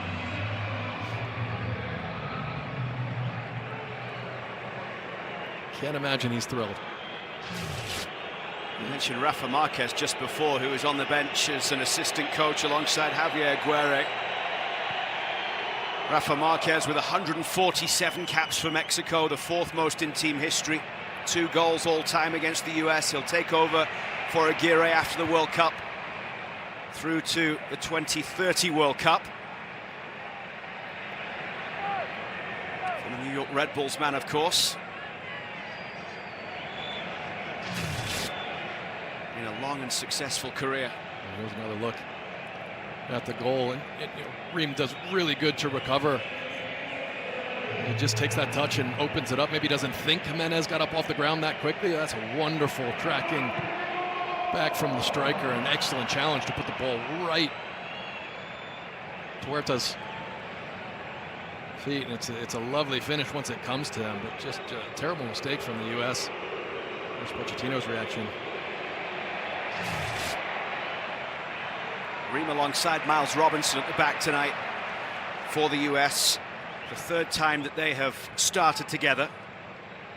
The other two both against El Salvador in March 2023 in the Nations League, a 1-0 win, and a 0-0 draw in World Cup qualifying in San Salvador in 2021. It was a late switch, and we have got confirmation that Mark McKenzie was withdrawn in warm-ups with a sore groin. Angulo to the byline, gets the cross back into the box. But this is out of play. Yeah, I'm sure Pochettino will stand behind his decisions to let players go. We got a chance to speak to him in Austin, and it's very clear with limited games with this team before big tournaments and no qualifiers and everything that he's got to deal with, and the challenge of becoming a club or becoming a national team coach coming from the club era. I mean, he's going to look at getting players into great situations with their clubs, keeping them healthy, getting them back, making sure they're in their starting teams. Of course, that's the approach. And listen, I like that approach, but he will be questioned on, but a chance to go on the road to Mexico with your players. If you're talking about building confidence, which is a big thing he's talked about, you got to worry you're missing a moment to catalog the type of confidence getting a result on the road against Mexico that you can call on in the future, or hurt the confidence of players that end up in that bad highlight reel over the years against Mexico. And so I would imagine Pochettino stands up strong and says, listen, players were hurt, I've got to return players, or there's pre-agreements. And he is right. How these players play with their club team and getting in those starting lineups is going to have a huge impact on how good this U.S. team is going to be. He's got to be ready to face those questions on, was it the right call to send so many players home when you're playing your rival on the road? Pulisic heading back. AC Milan play Udinese on Saturday. It's then a Champions League week for them against Bruges.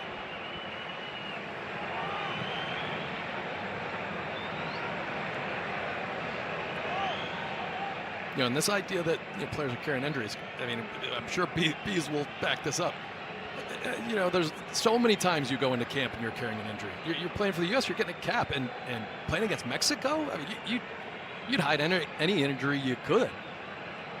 And so, it's going to be a tough balance for Pochettino. And one, I'm sure when he was on the club side, I joked with him. I'm sure you were reluctant to let people go when you were at Spurs and Chelsea. And so, at least the good part is Pochettino knows what it's like from that vantage point and will establish great relationships with these teams. But I'm sure Christian Pulisic, I'd imagine with his competitive spirit, he wanted to be here. Works his ball into the box. Miles Robinson plays the pass out to Zendejas on the far side.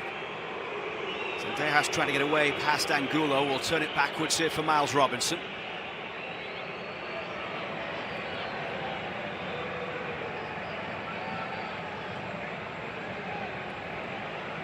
Little flick on there from Brendan Aronson,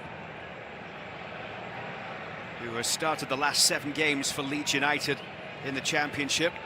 He's got a quick turnaround because they have a huge Yorkshire Derby game against Sheffield United. Battle at the top of the English Championship on Friday night. So not a lot of time for Brendan Aronson to get back and ready for that one. We saw Anthony Robinson withdrawn at half-time.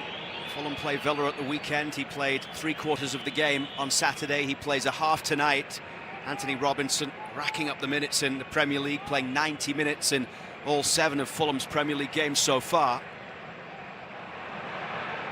And that was a point that Pochettino made as well about not wanting to return players damaged, not wanting to do something that ultimately down the road is going to cause him a problem when it comes to the next window, if they go back having played too much and then have to miss 2 or 3 games in the league. Yeah, and the most important thing to have the national team ready to compete in tournaments that are coming up is every player, starting with their club, and every player playing in big competitions, of course.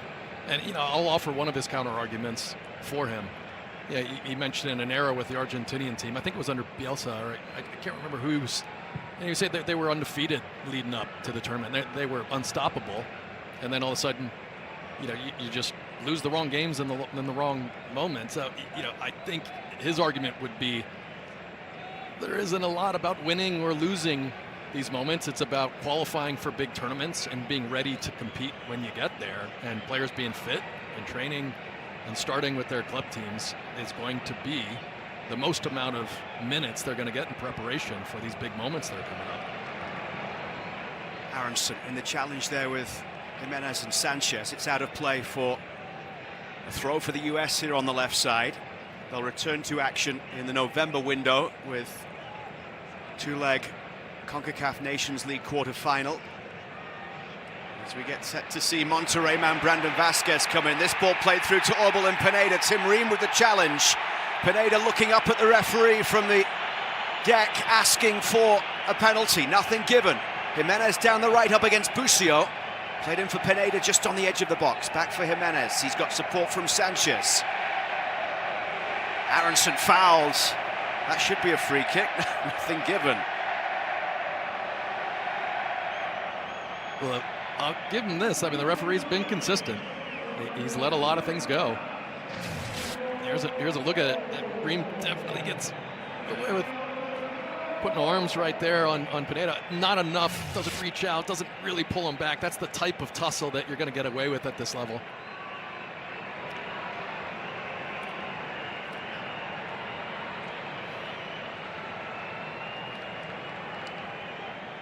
The Auto Trader key sub of the match, Brandon Vasquez, coming in for the United States, along with Haji Wright and also Tanner Tessman. Vasquez coming in for his 9th cap. 4 goals so far in his US career. His last appearance, the 2023 Gold Cup semi-final against Panama. 3 goals in 5 appearances at the 2023 Gold Cup. His parents are from Guadalajara. He was born in California. Another player that could have represented either the US or Mexico. Tessman playing this out to the right. Scally trying to get away from Huerta, who scored the 2nd goal. Scally couldn't get that ball through for Lund down the US left, and it's played away by Alvarado towards halfway. This is Morris in the 64th minute.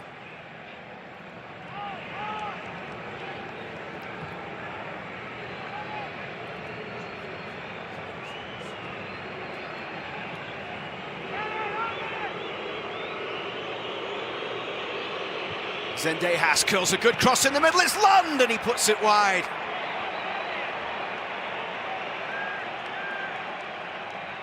What an excellent ball this is, and I think he's between 2 minds. Just watch for a second. You can see he dips his head where maybe he's thinking about heading it. Last second, he just changes his mind. You have to put that on target. How does he miss that?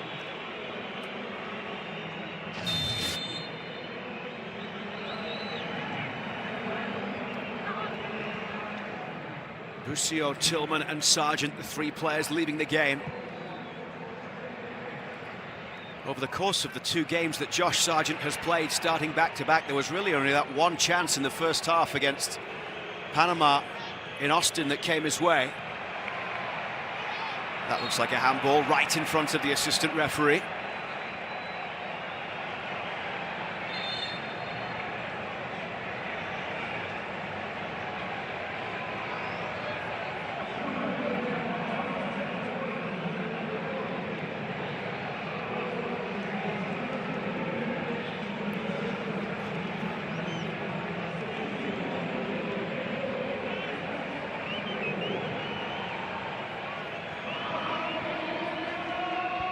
First time the US has played in this stadium. They have played 4 previous games in Guadalajara in the '99 Confederations Cup.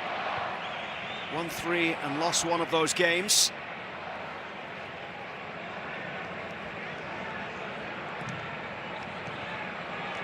They beat New Zealand by 2 goals to 1. McBride and Karofsky scoring. They lost against Brazil in Guadalajara 1-0.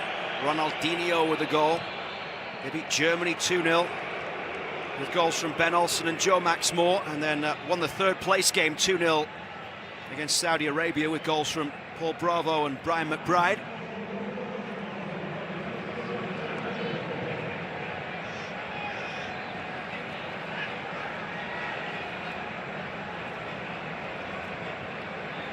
It's the first game the US have played not on US soil since the 2-1 loss at Trinidad and Tobago in the Nations League quarter-final last November, that night when Serginho Dest got sent off. Huerta bringing the ball forward deep into the US half. Romo inside for Jimenez. He's got a little bit of space here, but Aronson was able to get back and close him down. Now it's Alvarado on the right. Alvarado up against Lund. Offside.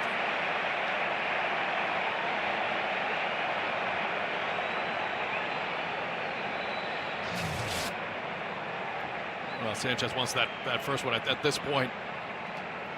Yeah, just in an offside position, getting in the way. Zendejas has been bright since he came on. See that excellent ball that Lund had to put on frame, and a wonderful opportunity to cut the deficit in half. But I like that Zendejas has been lively, getting on the ball, cutting in on that favorite left foot of his. Zendejas with appearances in the last 4 league games for America, hasn't scored yet in the Apertura. 1 assist in 6 appearances and 4 starts after 9 goals in 30 matches last season. Just about at the midway mark of the second half at Estadio Akron, this 2026 World Cup venue, and here comes a triple change.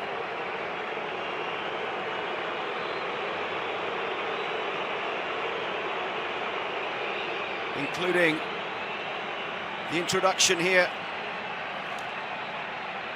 of her man Bertarame, who will be coming on for his first cap.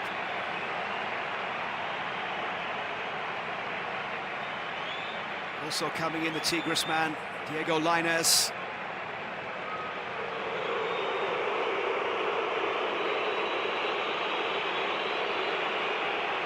And Alexis Vega of Toluca, who scored in the draw with Valencia at the weekend. Orbelin Pineda making way.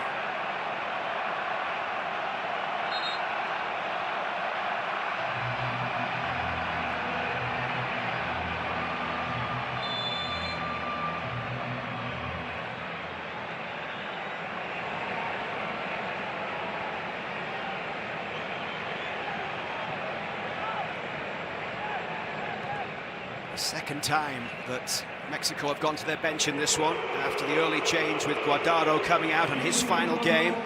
He was replaced a little after 15 minutes into the game with Luis Romo coming in.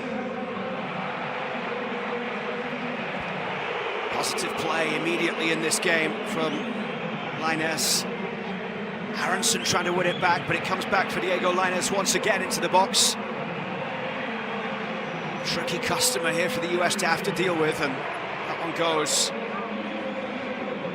off Bertarame. Couldn't quite bring it under control. Aronson battling for it on the near side.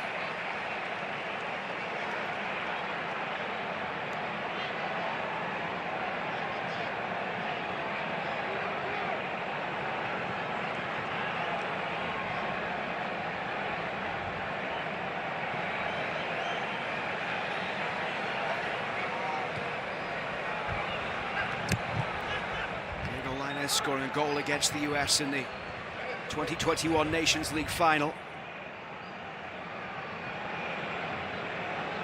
Missed the Copa America with an ankle injury. Luis Malagón, the keeper. We've hardly mentioned his name tonight. And we're almost 20 minutes from the end. That would definitely be one of the issues of the night. I mean, you rarely go on the road against Mexico and outshoot them and dominate and create a bunch of clear goal-scoring opportunities, but just so few to speak of in this game. And in the first 20 minutes or so, lively on the front foot, moving the ball around, but just have failed to create a rhythm in the entire match ever since conceding the first goal. Raul Jimenez with a direct free kick in the 22nd minute. Cesar Huerta in the 49th.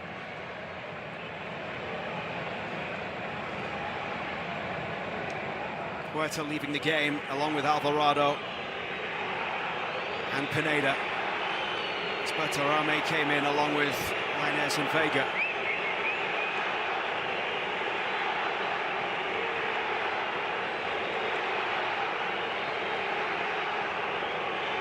Sanchez under pressure here in the corner from Aronson.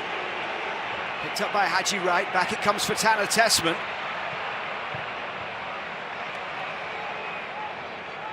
Scally.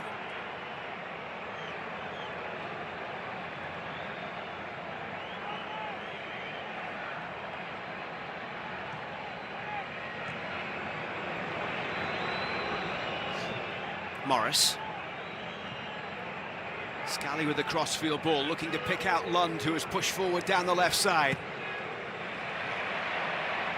Lainez able to win it, and Sanchez plays the ball forward, but he's under pressure here from Aronson, and that one I think has gone out for a corner. The referee gives the goal kick. Well, Testament and Zendejas, it's one small silver lining is that they've been lively, they've been dangerous in the few moments we've seen them been able to get on the ball. He's shown a bit of confidence, wanting to change the game. For Pochettino, I think his expression there tells the whole story. Just a frustrating night for the U.S. What's he learned tonight about his team, given all the players that are missing as well?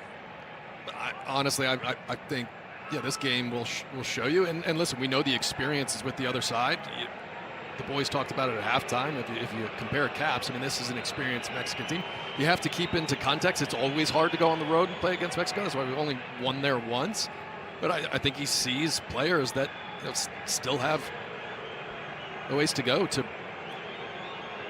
be in his team for the World Cup, be the type of players that are breaking into the starting 11, the type of players that are pushing the guys that aren't here. It's still going to take some time to close that gap. Here's Tim Ream. And obviously, fans will go livid, and I guess that nothing shows we're a great U.S. soccer nation more than our fans being completely irrational and expecting amazing things after 3 days of training. But that is the obvious reality is he's had next to no time with this team. So you just got to be careful to go from watching a coach that was a very good coach that progressed this team forward and got fired because they started to dip. Yeah, it's not going to turn around right away. Sanchez with the throw forward towards Jimenez, but it'll be picked up here by Tim Ream, who will be getting set for the MLS playoffs with Charlotte after decision day in Major League Soccer this coming weekend. He's played every minute of his 8 starts in the regular season for Charlotte since making the move back to Major League Soccer. The most capped player on this roster after the departure of Christian Pulisic to go back to AC Milan. Haji Wright putting pressure on Zendejas, sharp again down that right side.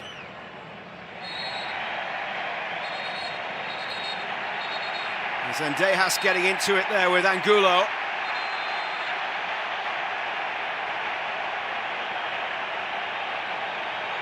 The referee with his cards in hand just watches on.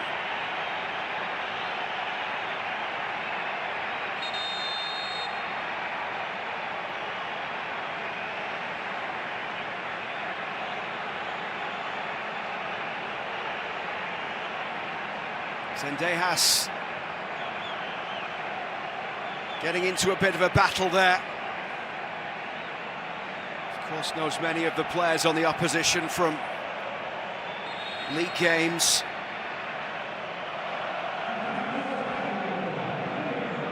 And referee Kayla Herrera of Costa Rica has to sort this out. I mean, listen, I'm not suggesting go be physical and go get into confrontations, but I'll tell you, Zendejas is one of the only players that you can say so far in this match that's treated this like a U.S.-Mexico game. I mean, from the moment he's come on, he's been contesting every moment. He's been getting a foot in. He's been leaving a little bit of extra contact and then showing confidence to get on the ball and do things. And his short stint so far I've been impressed with. And here it is. He's just, how many times and little kick out there at the end is what he takes exception to. And how many times in the first half, in the first 70 minutes of this game, Mexican players have gotten an extra piece or put a little extra swing and everything. I mean, remember Scally took that elbow right in the ribs early on in the game, and you got to meet the challenges back. And Zendejas has done that since he's come on. Zendejas, feisty, fiery, into this one off the bench. Gets a yellow along with Edson Alvarez. That sounds like an abstract thing, but number one concern of mine, it's not failing to keep possession at times or create goal-scoring opportunities. The number one worry that was creeping in at the end of Berhalter's era, that is something that needs to be isolated and addressed and exterminated, is this passivity, is honestly failing to be a team that's hard to play against. And today the U.S. has not been a team that is hard to play against. And that's something that is in the core DNA of the U.S. teams that battled to get this advantage over Mexico over the years. Morris able to win the ball back after Betarame had won it off him. Betarame reportedly a target for Portland Timbers last spring for a big money deal, but he stayed with Monterrey, a teammate of Brandon Vasquez.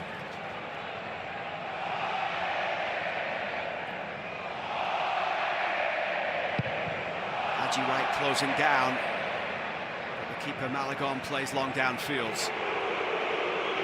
Alexis Vega to Luka Man cutting inside here.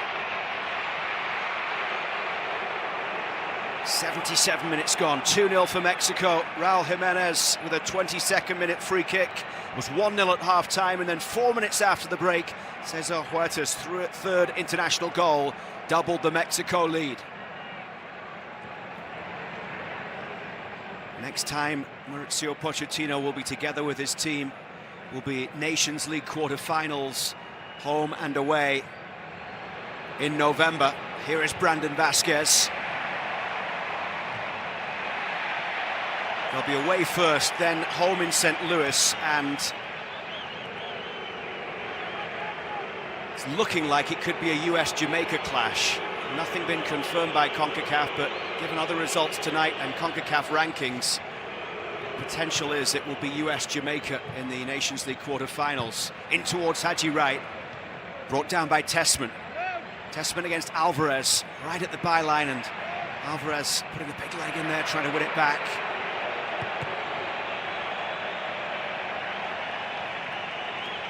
Alvarez will be at Spurs with West Ham on Saturday.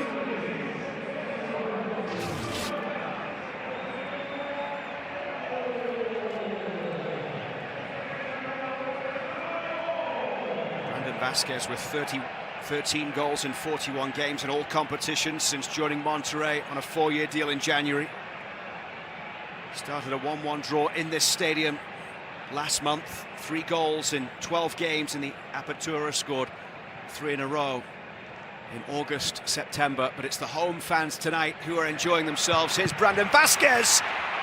And that's really the first time Luis Malagon has been called on to make a save. And it's the man from Monterrey, Brandon Vasquez, who almost gets the US on the board. Yeah, I love the pass here, and Vasquez stays onside. And he just hammers his one near post. He catches it so well.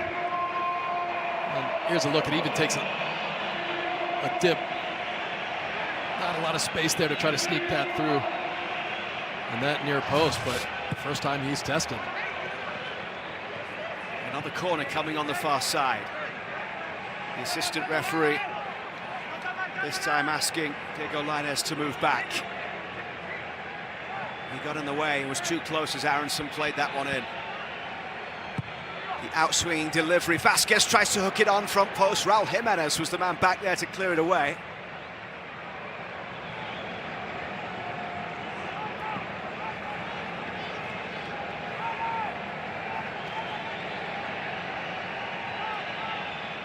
Would be Mexico's first win against the US since September of 2019.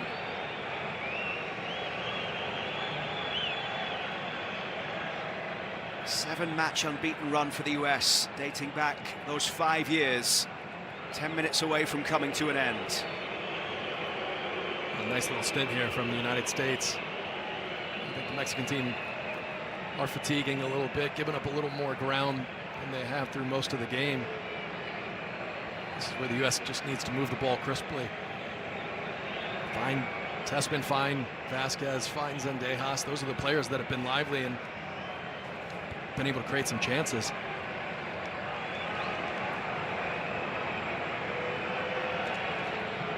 Javier Aguirre getting set to make another change here for Mexico.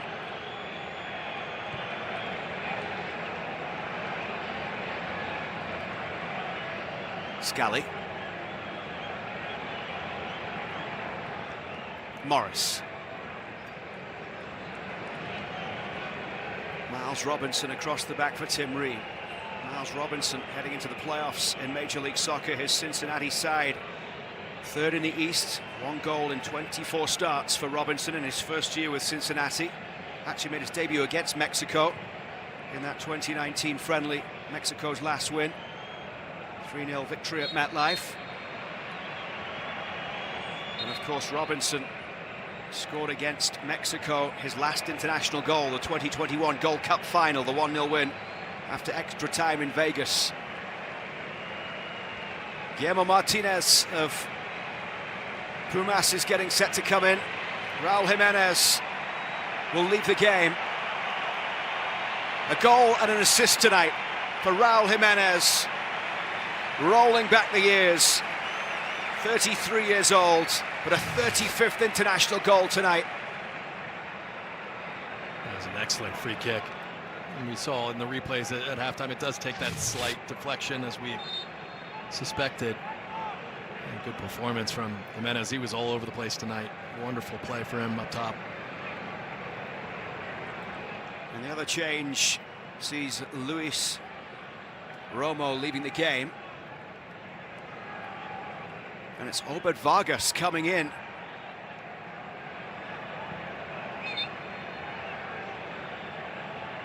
Austin Trusty coming in to replace Aidan Morris as Mauricio Pochettino makes a change. But Obed Vargas, the 19-year-old, born in Anchorage, Alaska, who plays for Seattle Sounders, coming on for his first cap for Mexico. Former US Youth International who played 5 games at the Under-20 World Cup in 2023, fouled a one-time switch from US to Mexico in May, and comes on now still a teenager despite making his MLS debut in 2021, back when he was just 15 years old.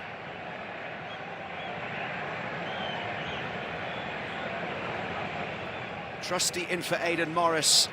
The change made by Pochettino. Trusty, the Celtic man, coming in for his 3rd cap. He was called up to the squad in September for the first time since making a substitute appearance in the Nations League final in 2023.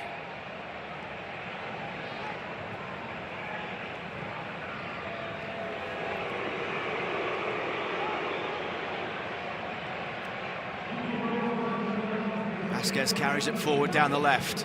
Ream steps in. You see another chunk of the pitch coming up there as Tim Ream brought that forward. Lund pushing it down the left side, and the flag goes up on Haji Wright.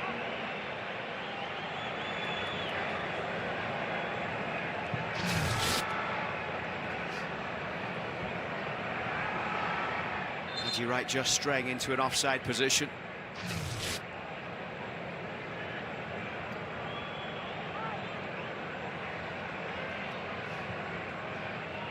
Six minutes remaining at Estadio Akron in Guadalajara.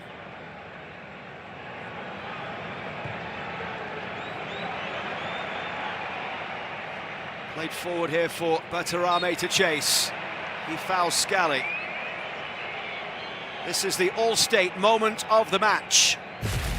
And it came midway through the first half on a final appearance for Mexico for their all-time caps leader, Andres Guardado.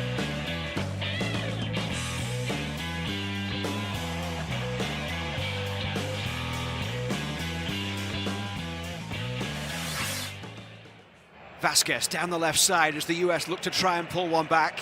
That's gone out off Sanchez for a rare US corner inside the final 5 minutes.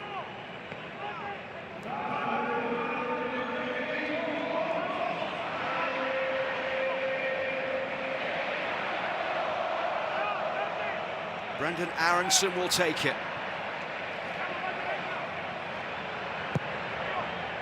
In towards the 6-yard box, Vasquez heads over the bar. Brendan Aronson, by the way, starting 4 consecutive games for the first time in his US career. This is a good ball. Just doesn't get the right contact. Way too much of that one, and Vasquez, he just wants to have it skim off his head, either head towards the target or far post where there were runners. So Vasquez has been a handful since he's come on. I mean, more effective than Josh Sargent was at coming back, holding the ball, being an outlet for the U.S.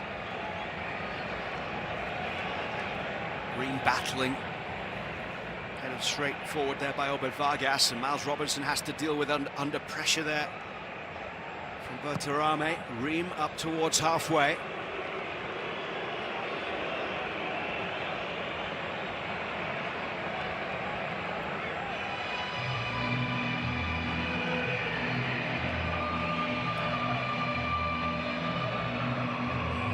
Fourth match in a row unbeaten for Mexico. Fifth win in 11 games in 2024.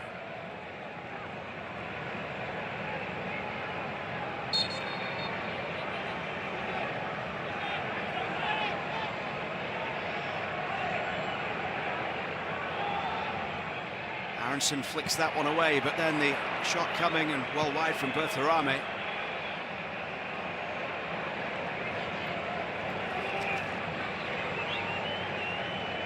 Bertarame, 25-year-old from Monterrey, has made a great start in the Apertura.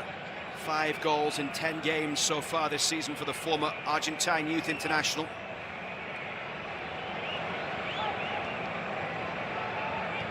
He's got a couple of goals for Monterrey in the CONCACAF Cup earlier this year in their run to the semi-finals.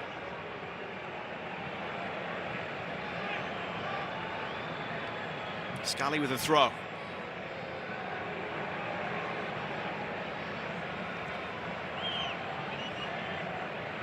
Vasquez down the left. Just kept in play on the far side there. Well done by Martinez. Twisting and turning as he plays the ball back. Block in from Tessman. And then Ream will cushion it back to Turner.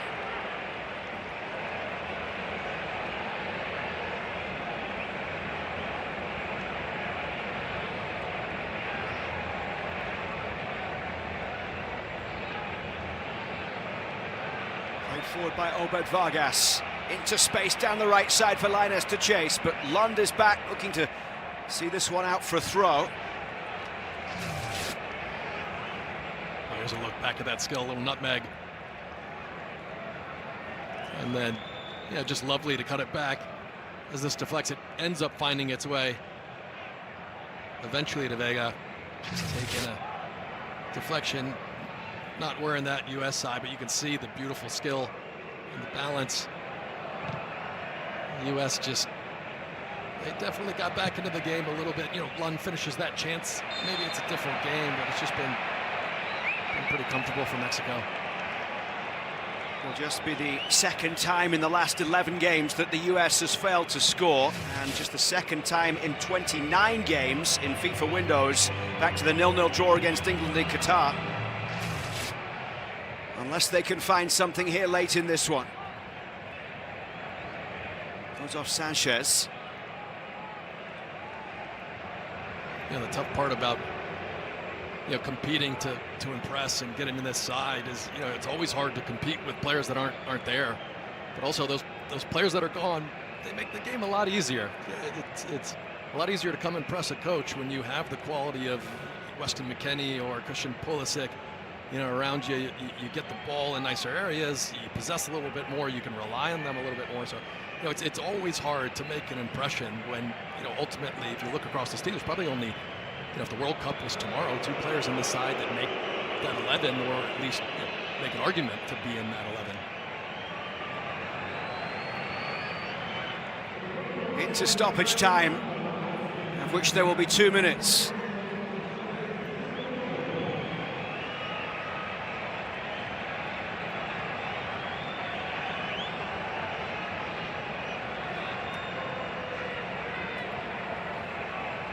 Brought down by Martinez through the midfield. Turner clears high over halfway.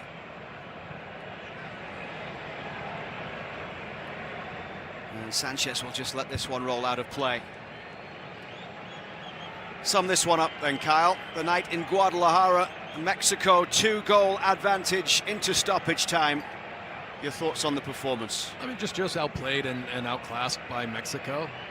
Again, this is a stronger, more experienced Mexican side, and just little details, just too many mistakes, giving Mexico opportunities, and of course you're going to get punished for that. And it's just been disjointed And listen, hasn't been a lot of time with the team. We've gone through the list of players that aren't here. I mean, there's plenty of excuses, plenty of reasons why this is a lopsided performance today, but there's just areas that you would have expected the U.S. to be a little better.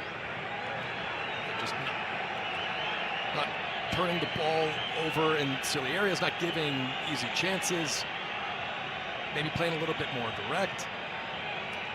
It just ultimately never really threatened Mexico through most of the game outside of the first 20 minutes or so where they looked lively and looked confident, but haven't really been in the game since. It'll be the first 2-0 win for Mexico over the US since 1997. Ream.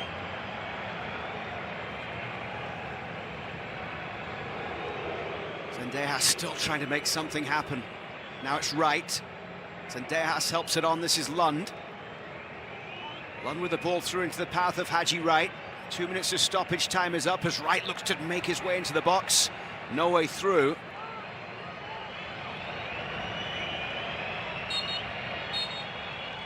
The referee's whistle brings this one to a close. And the United States beaten by 2-0 in Mexico. The first defeat for Mauricio Pochettino comes in his second game in charge. Raul Jimenez curling a free kick over the wall in the 22nd minute to make it 1-0, and then 4 minutes after half-time, Cesar Huerta doubling the advantage. It's a 2-0 final score in Guadalajara. US Soccer on TNT is presented by Volkswagen.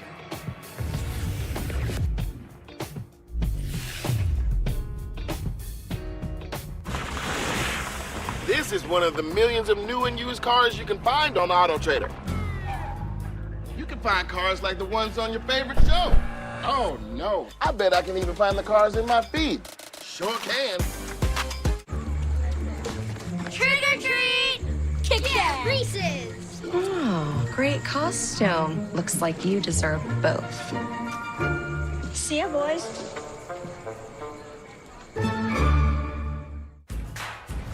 People. They're good. Good for laughs, for snorts, for cries, and goodbyes. People are good for doing nothing, or getting up to something. People are good for squad goals, and squad. People are good for these kinds of cheers, and these kinds of cheers. People are good for you. Jim Beam, best enjoyed together. Introducing the Well-Turned Collection. At Ashley, our dining furniture is made for all of life's moments. Be ready for every occasion with a table that extends and instantly elevates any space. Discover looks made for moments big and small, only at Ashley.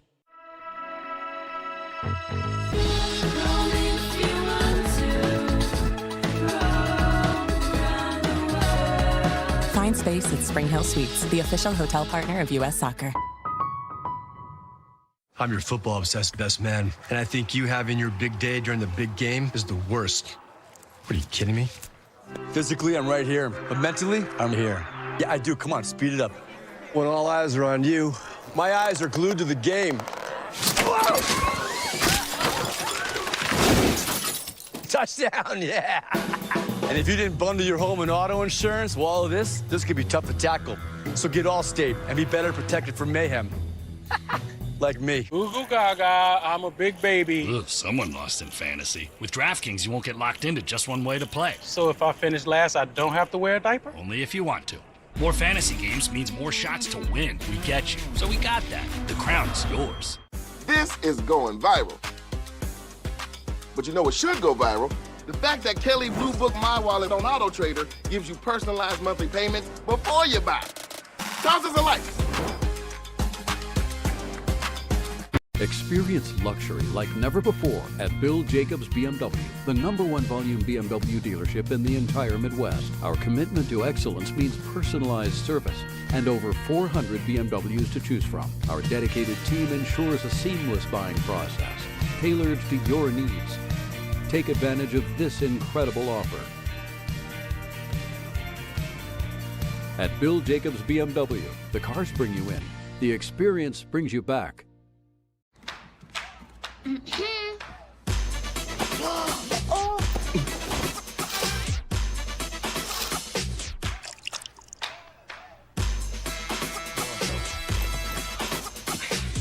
You're not going to get it all right. Just make sure you nail the big stuff. Mama!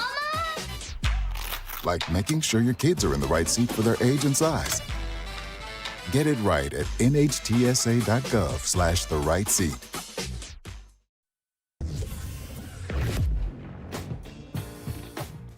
It is a celebration not only for Mexico, but that is Andres Guardado being tossed up in the air. It was 182 caps and calling it a career for the national team. Subbed off in the 18th minute, fittingly, number 18, and that would do it for him after really the most caps in team history for him. So he was honored in the right way. His team won the game.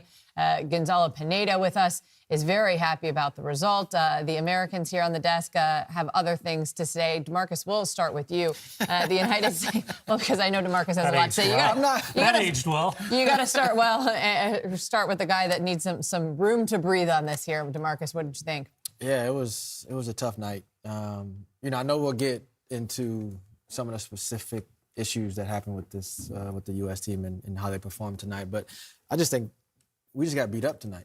Like every second ball, every head ball, every 50-50 ball, Mexico were just too good in those areas. And when you're playing a team like that away from home, you're not going to win many games in that way. Look, I played in Mexico in Azteca against Mexico, and it's not like I'm saying that in our era we outshot the Mexican team or we outplayed the Mexican team when we're in Mexico. But there are still players that were in the squads that I played with that always wanted the ball, always kept fighting. I'm not saying that this team didn't fight because I thought the effort was there from this team, but you can just see that some of the players that are given these opportunities, they just didn't step up against this team tonight. I think for me, there's clear separation between those that are absolute starters with this group of players. And obviously we talked about Christian and Weston and Gio and Tyler and Flo and Serginho, Timmy Weah not being a part of this. And that is a tangible fact. But the reality is also, Mauricio Pochettino talked about this group not being in an ideal situation because of the injuries and the players not there. But he said it was an ideal situation for the young players and for the young players to prove that they can compete. And I think tonight was probably a really important 90 minutes for Mauricio Pochettino to truly understand what he has and what needs to be the next developmental process for this group. Flip side, Gonzalo, you talked about how badly Mexico needed this game, needed to get a good result. They came out, they dominated the United States, they outshot them in this one 17-5. What did they take away from this game? Yes, it was good. I think Mexico didn't play good enough with the ball. I think we still expect better, but it was just solid. It was a team that was well organized. It was, as DeMarcus said, winning the duels offensively, defensively. So it was a solid performance by Mexico, which is okay. This is the right step moving forward. And yeah, very happy for that because we need that. We need a little bit of that optimism in Mexico. But on the other side, I think it's very important for Pochettino to learn, as you said, like what type of players are gonna do well in those tough environments, because now you are preparing for a World Cup, which is gonna be tough, and it's gonna be tough teams, tough opponents, and which one of these young kids is gonna step up and say, yes, I'm right there with all the other senior guys. We were talking in the green room up until that 22nd minute in the free kick.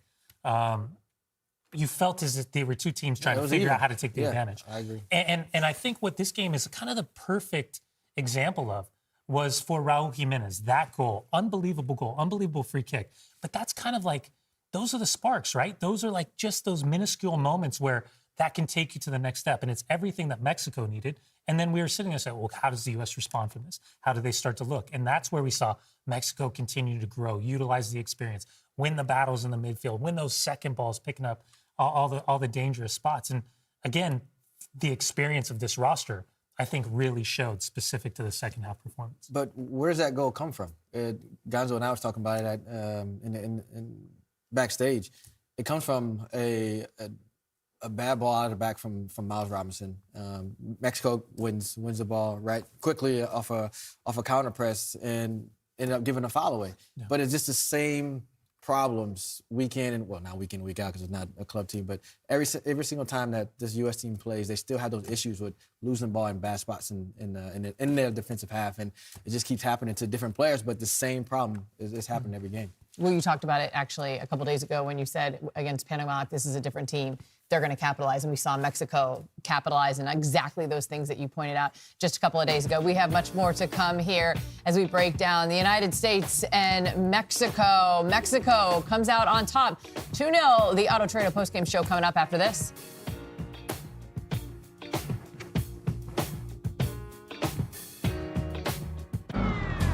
When you see a car, you can find it on Auto Trader. Even my TV detective car. Just put your info in the Kelly Blue Book My Wallet, browse personalized monthly payments from dealers in your area, then start and finish the deal online. Case closed. I have a surprise for you. Oh, yes, please. Yeah. Feast your eyes on this. Oh, that's sexy. Feels so new. I want to feel this feeling again and again. Can I hold it? How bad do you want to hold it? I'm not gonna beg, but pretty please. Irvy, don't. Go ahead, press a button. Oh, it's glowing. Apple Intelligence. We should do this more often. Agreed. Rekindle the feeling of love with the new iPhone 16 Pro on us. And feel it again and again with the latest iPhone every year with AT&T Next Up Anytime. There's more to any business than the game it's in. Want to meet customers where they are. Digital experience game. Make buying friction-free. E-commerce strategy game. Build competitive advantage. Rewrite the playbook game. That's where Deloitte comes in. We can help businesses of every kind advance and connect all that it takes to perform. Whatever game you're in. Deloitte, proud sponsor of progress. Hola. Maybe a different beer? No, Michelob Ultra. Okay, be right back.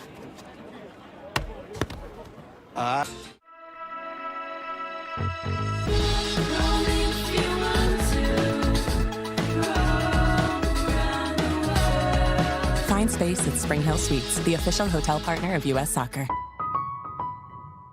Ashley knows that some of our most important traditions and memories start around the dining table. From cozy breakfast nooks to formal dining areas, we have versatile options that fit any space. With styles ranging from mid-century modern to farmhouse or traditional, starting at just $499.99. Only at Ashley.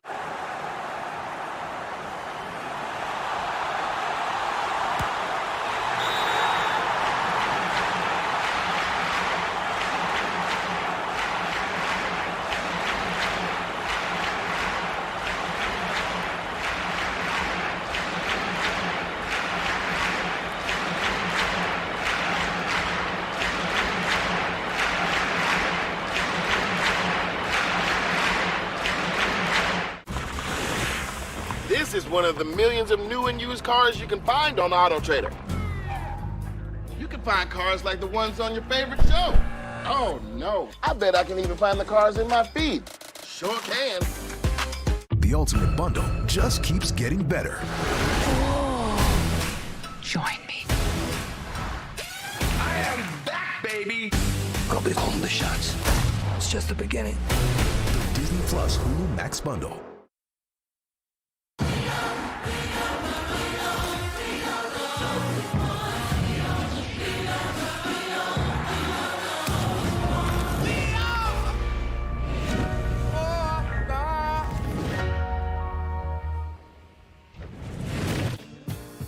You are watching the Auto Trader post-game show. Zendejas there getting some love. The United States falls 2-0 to Mexico. Sarah Walsh, DeMarcus Beasley, Kyle Martino, Brian Dunseth, and Gonzalo Pineda with us. Mauricio Pochettino coming off a win against Panama on Saturday. How would his team respond in Guadalajara? In the 18th minute, Gonzalo, a stalwart of this Mexican team, honored as Guardado sent off for the final time for the Mexican national team. Yes, I think it's massive for him, especially with a victory against the U.S. in Guadalajara, where he started his career with Club Atlas. I think it's very good. It was a good moment for him. And then just a couple minutes later, 22nd minute, Donnie, this is how Mexico found the back of the net. Yeah, it starts with a poor turnover coming out of the back. And Mexico wins possession, a foul by Aiden Morris, and then Raul Jimenez picking out that upper left-hand corner. Full stretch for Matt Turner, nothing he can do. And Mexico up 1-0 in the 22nd minute. And then we go to the second half, just a couple minutes, 4 minutes into this one, DeMarcus, and just a breakdown here, and really some great play by Mexico to find the back of the net again. Yeah, it was great play. I thought Raul Jimenez was great all night tonight. He came back winning the ball, he got an assist, got a goal tonight. But what a goal from Huerta. Huerta. Did I say that right? Huerta. Yeah, but tactically, I mean, DeMarcus is 2v2 on the back. It's Huerta and Jimenez against the two center backs. You used to build with three, but then you don't have that, awareness of those two players, and you were punished. Just a shout out though, Raul Jimenez, to react the way he did. Tim Ream won the position, won the ball. He goes to ground, and that slide tackle creates the goal for Wembley. And then it was late in the game. We probably expected maybe to see this a little bit sooner, Kyle, but things getting a little chippy there around the 74th minute. Yeah, and no part of it, I said it on the broadcast, I'm not saying, get into altercations like this, but Zendejas at least, came on and was a pest. I mean, every time he was around the ball, he tried to do something. Every time a Mexican player got the ball, he left a little foot in, left a little arm in. So I liked this from him, and it just wasn't contagious enough. We didn't see it throughout the U.S. team. So none of that was a red card? Well, VAR. I mean, there was 2 times that he got hit by Angulo the face. kicked out, yeah. No? It is in Mexico, not in Colombia. Very true. Here's a look at your Auto Trader team comparison. Dunning, take a look at this thing. What jumps out to you? The fact that the shots for the United States were in the second half, predominantly in the last 5 to 10 minutes of the game, when they had made wholesale changes, they had thrown everything forward, and I think for Mauricio Pochettino, he tried to make the adjustments necessary to potentially just get one goal to find some type of momentum to potentially get themselves back in. But again, a really impressive performance and very much needed from Vasco Aguirre's side in Mexico. You mentioned the shots in the second half. That is because there wasn't a single shot by the United States in the first half. First time in 25 games they didn't have a shot in the first half. And nobody wants to make excuses, but when you look at the United States and who had to leave camp early on, I mean, at some point there has to be a reality of, you take out as many big names were taken out. And that's even, before they got here, we talked about the fact that there was no Tyler Adams, there was no Gio Reyna. 5 guys left after the first game, which was Panama on Saturday. DeMarcus, how do you fairly judge what we saw from the United States tonight? I mean, you have to have depth if you want to win a World Cup. And that's ultimately what this team wants to do. We want to see it as an American fan. We want to see this team win a World Cup. So it has to be where you give these guys that don't get a lot of minutes with the U.S. team opportunities to play. And what better way or what better opportunity to have than play in Mexico against a tough opponent? You're not at home. You're not playing against a team that's a bit lower quality in CONCACAF. You're playing against still one of the best teams in CONCACAF. I know Mexico's had a tough go at it in recent times, but this is what you want to see. You want to see players step up and show their personality and show that they deserve a spot on this roster. But it just felt a little bit flat today, and something that I didn't expect to see. I thought even though we had a lot of injuries, a lot of big names out from this game, I thought more players are going to take their opportunity and run with it. Yeah, I mean, for me, when you think about it, and I know the World Cup, in 26 seems so far away, and obviously the Gold Cup, there's some things coming up before then, but when you want to make a big roster, like when you want to be a part of those tournaments, you have to put an individual campaign together, and the tough part is a lot of the data that helps a coach trust someone is qualifiers. Like that's a big piece that a coach goes, I remember that moment on the road. I remember this, I remember that. So the tough part is with artificial stakes, these are moments where you think back, who performed on the road against Mexico? And it's like, I think that's what you're saying, Bees, is that you're going to run out of moments to create a campaign for yourself to break into. I mean, forget the 11, to be included in a roster, to be there. And there's some very talented players in this team. So you kind of hurt for them, where it's like, man, what a missed opportunity. You're not going to get a lot of those to be included in a roster in a major tournament. Kyle, who did perform? When you said that, it makes me think, does he step away from this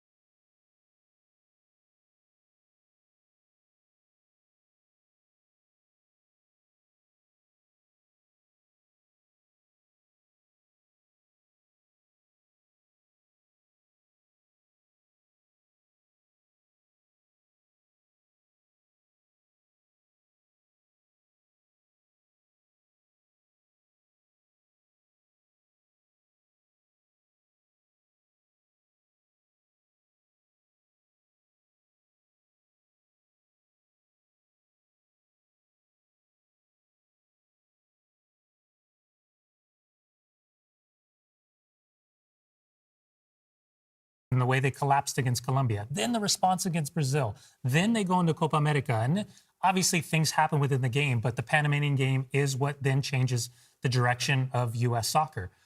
So now here we are, and we watched the last window against a Canadian team where you felt as though something was missing. Against a New Zealand team, something was missing. I think we saw a lot of good data points against the Panamanian squad the other night in Austin. Tonight, I think just goes to show how much work Mauricio Pochettino and his staff has, not specifically with this group of players, but also with the player pool in general to find more depth for this group. I think you have to watch this in perspective as well, because you are missing big pieces. And it's not excuses, but it's your best player, Chris Pulisic, I think it was out. Wea, I think, is another big part of this team, very skillful on the right side. You lose Mackenzie, who had a great game against Panama. You lose it in the warm-up.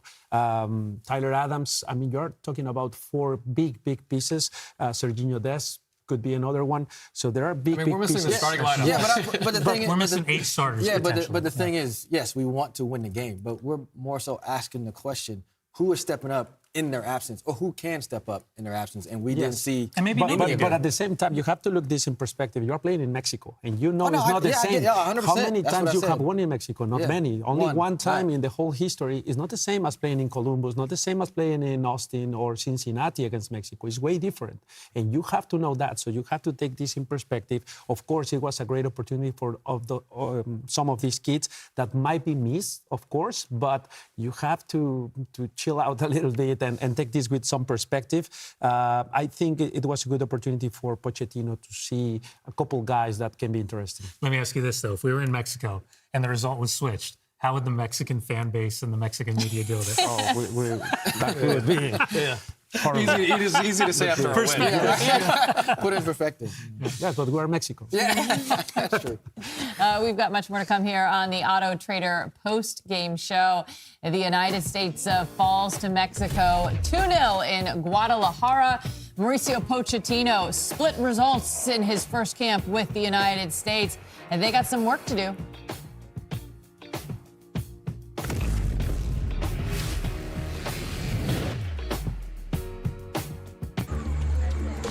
Trick or treat!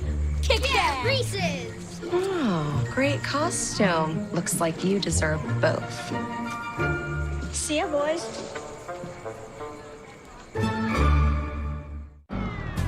When you see a car, you can find it on Auto Trader. Even my TV detective car. Just put your info in the Kelly Blue Book My Wallet, browse personalized monthly payments from dealers in your area, then start and finish the deal online. Case closed. I have a surprise for you. Oh, yes, please. Feast your eyes on this. Oh, that's sexy. Feels so new. I want to feel this feeling again and again. Can I hold it? How bad do you want to hold it? I'm not gonna beg, but pretty please. Don't. Go ahead, press a button. Oh, it's glowing. Apple Intelligence. We should do this more often. Agreed. Rekindle the feeling of love with the new iPhone 16 Pro on us, and feel it again and again with the latest iPhone every year with AT&T Next Up Anytime. I've seen the devil stalking me.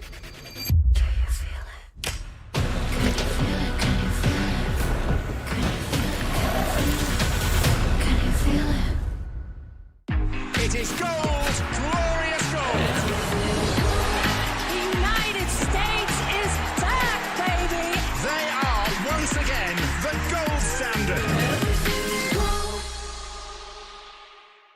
Experience luxury like never before at Bill Jacobs BMW, the #1 volume BMW dealership in the entire Midwest. Our commitment to excellence means personalized service and over 400 BMWs to choose from. Our dedicated team ensures a seamless buying process, tailored to your needs.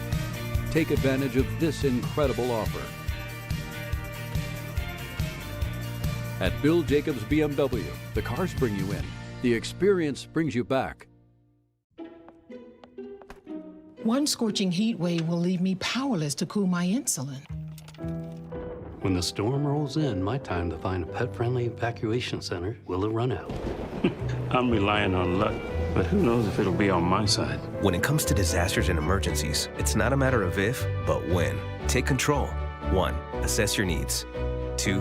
Make a plan. 3. Engage your support network. Let's prepare so we all have a better story to tell.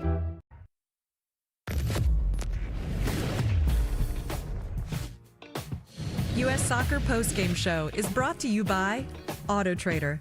If you see a car, find it on AutoTrader. Hi, Mauricio. Could you assess the performance overall? 2-0 score, but perhaps it wasn't what you were looking for? Access to the performance wasn't a great performance. This type of game, I think, are perfectly for us to learn. I think we start the game in a good way until the game goes to the limit of the situation that we need to manage well, better. No, I think we started the game well, like I said before. When after we concede the goal, after 20 minutes, 22 minutes, I think the impact was massive for us, and of course they start to maybe to win the duels and to be a little bit better, a little bit more aggressive than us. Until 60 minutes, and after that we change, we do some movement on the pitch. I think after we take the control again, and it was even the game. But overall, I think Mexico was a little bit better than us and fully deserved the victory. But for us, it's a process that we started 10 days ago, and today was a great opportunity for our player to visit a very difficult place to play. And I think only we can improve and learn from this experience. You guys, he didn't really say anything that you haven't already said or expected him to see, that it was a learning experience, that after that goal was conceded, things certainly changed. I mean, you listen to what he said. I mean, nothing was really a surprise there.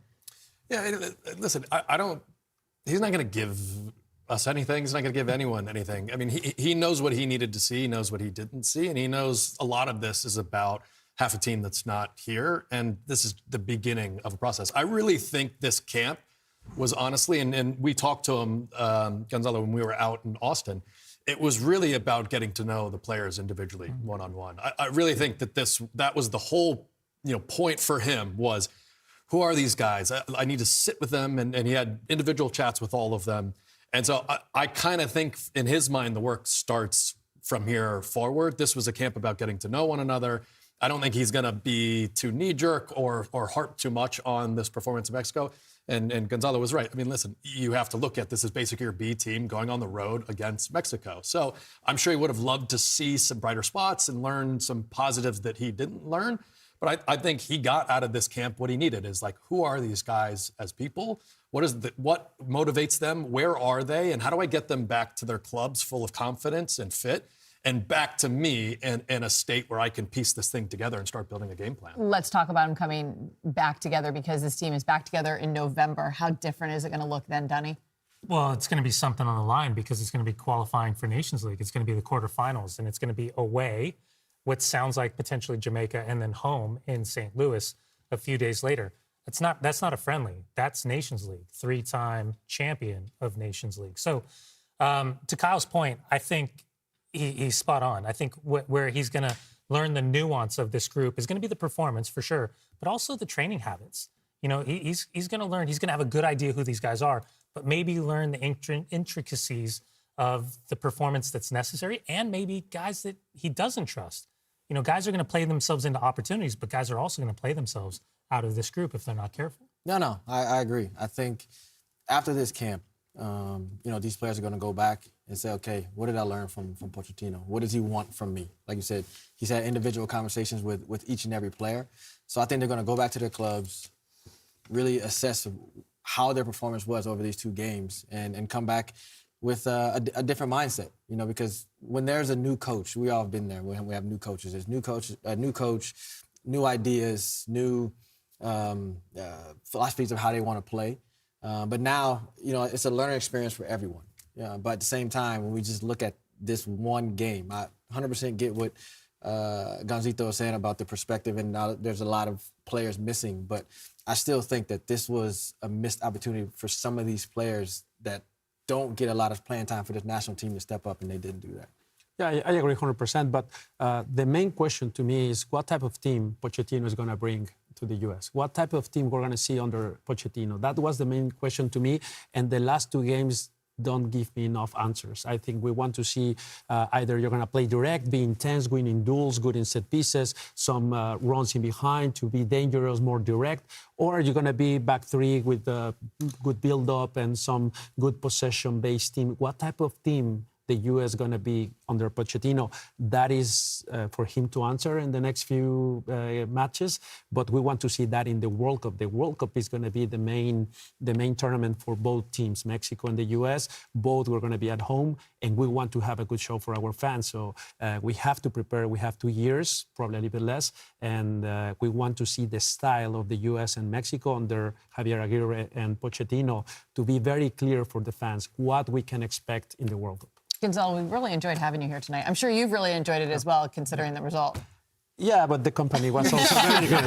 Don't lie now. Don't lie. Goodness gracious. No, we'd love to have you every week here, John, with DeMarcus. So we'll be back with the men in November. However, we will be back in action next week because the U.S. women, coming off that gold medal campaign in the Olympics, get back to business starting October 24th. You can watch that game 7 Eastern on TBS against Iceland. They're going to play them twice. They're also going to play Argentina, and then a huge one on November 30th. We're going overseas with them as they take on England at Wembley Stadium. We can't wait. All games also available on Max. For DeMarcus, Kyle, Dunny, Gonzalo, and Luke Weilman from Guadalajara, the United States goes down to Mexico 2-0. We'll see you next week with the women, everyone.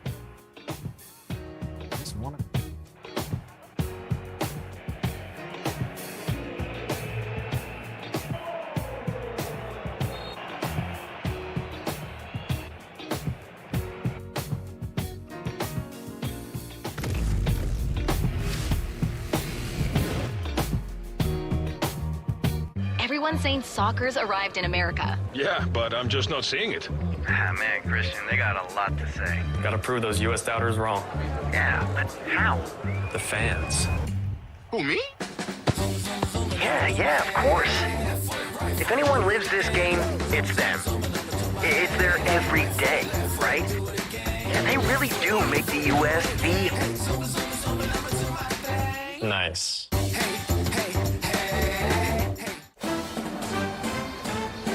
Some people just know they can save hundreds on car insurance by checking Allstate first. Alrighty. Who's ready for my famous charred duck? Like, you know, to check the mascot first before bringing food to a tailgate. Touch this baby.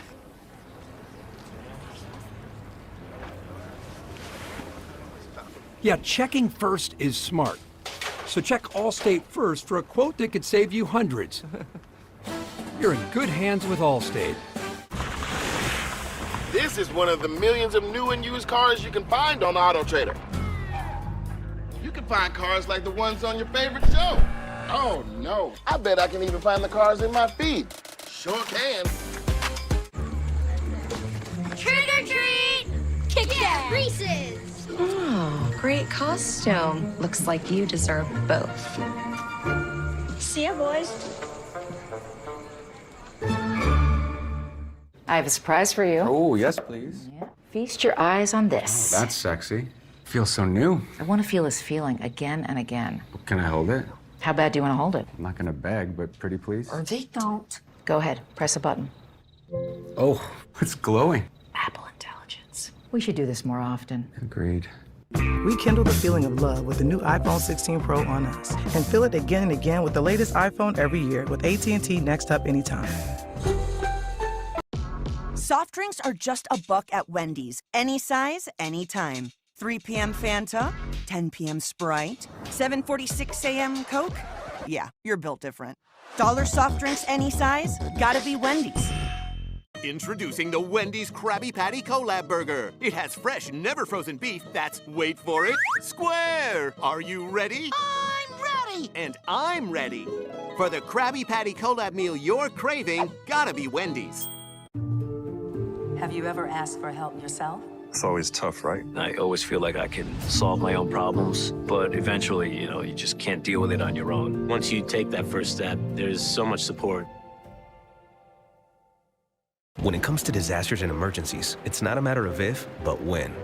I'm relying on luck, but who knows if it'll be on my side. Let's prepare so we all have a better story to tell. Take control at ready.gov/olderadults. What's up, Stan? Want to go to the mall and accidentally bump kids into the fountain? Not a chance. I got the day off and nothing to worry about. Gonna spend it relaxing right here. Nothing to worry about? In this house? I give it 5 minutes before one of us ruins it for you. The only question is, who will it be? Hey, Dad! Oh, it's gonna be Steve! I made a new friend on the edge of town. He won't tell me his name! No, that's an inappropriate friend. And then there's Haley and Jeff. Dad, I need a pregnancy test, and Jeff and I are too high to drive to the drugstore. Getting high helps me prolong our lovemaking. How's your worry-free day going, Stan? Look, we all know what the result of the pregnancy test is going to be. Jeff smokes so much weed. How much weed does he smoke? That there's no way he could get a girl pregnant? I mean, it's not really a joke. But I could think of one. You lost him, Stan. Look, if it's not this, your family will hit you with something else. I mean, you haven't even heard what I'm up to this week. I'm trying to get our house included on a list of potential World Cup sites. Oh, no, that's like the biggest sporting event in the world. Picture it. In our backyard, 120,000 horny soccer hooligans, each of them hornier than the last. I know it sounds crazy, but FIFA's narrowed it down to either Soldier Field or where our pool is now. Look, Stan, you can't even see the pack of light bulbs I'm stealing. We can afford those. That's what I'm trying to tell you, Stan. You can't relax around us. Mr. S, I got us dancing Coke cans. Did you get the pregnancy test? You're silly, Mr. S. I'm a boy. I can't get pregnant. There's no escaping us. Dad, can my friend have dinner with us? I won't be any bother. I'll just eat from your boy's plate. Wait, what? What does this mean? It means you are going to die. Unless you lower your blood pressure. Oh, God, how do I do that? There's only one way. You have to reduce your stress. Or you'll perish. Yeah!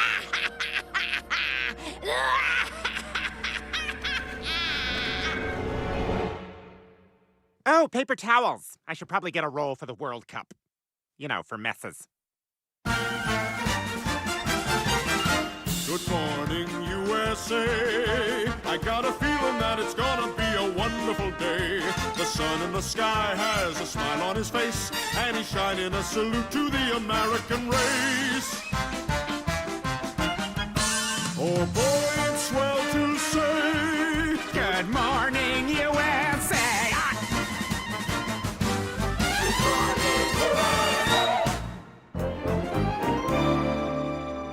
All right, everyone, as the great Humpty once rapped, stop what you're doing, because I'm about to ruin whatever it was that you were doing. Computer, engage.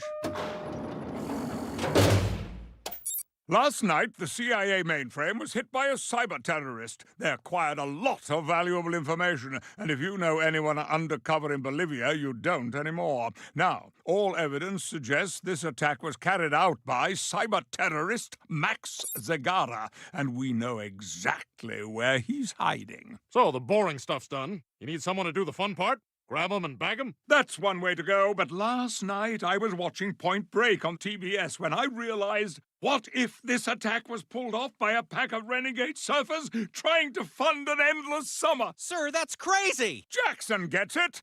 Now, all I need is someone to infiltrate the local surf community and bring the lawbreakers to justice. Is surfing that sport that happens at the beach? The most relaxed place on earth? Nowhere near your stressful family? Oh, look who knows everything about surfing. Smith, my friend, the assignment is yours.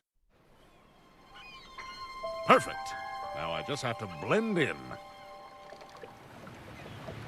Out of the way, Howley! You're on my line!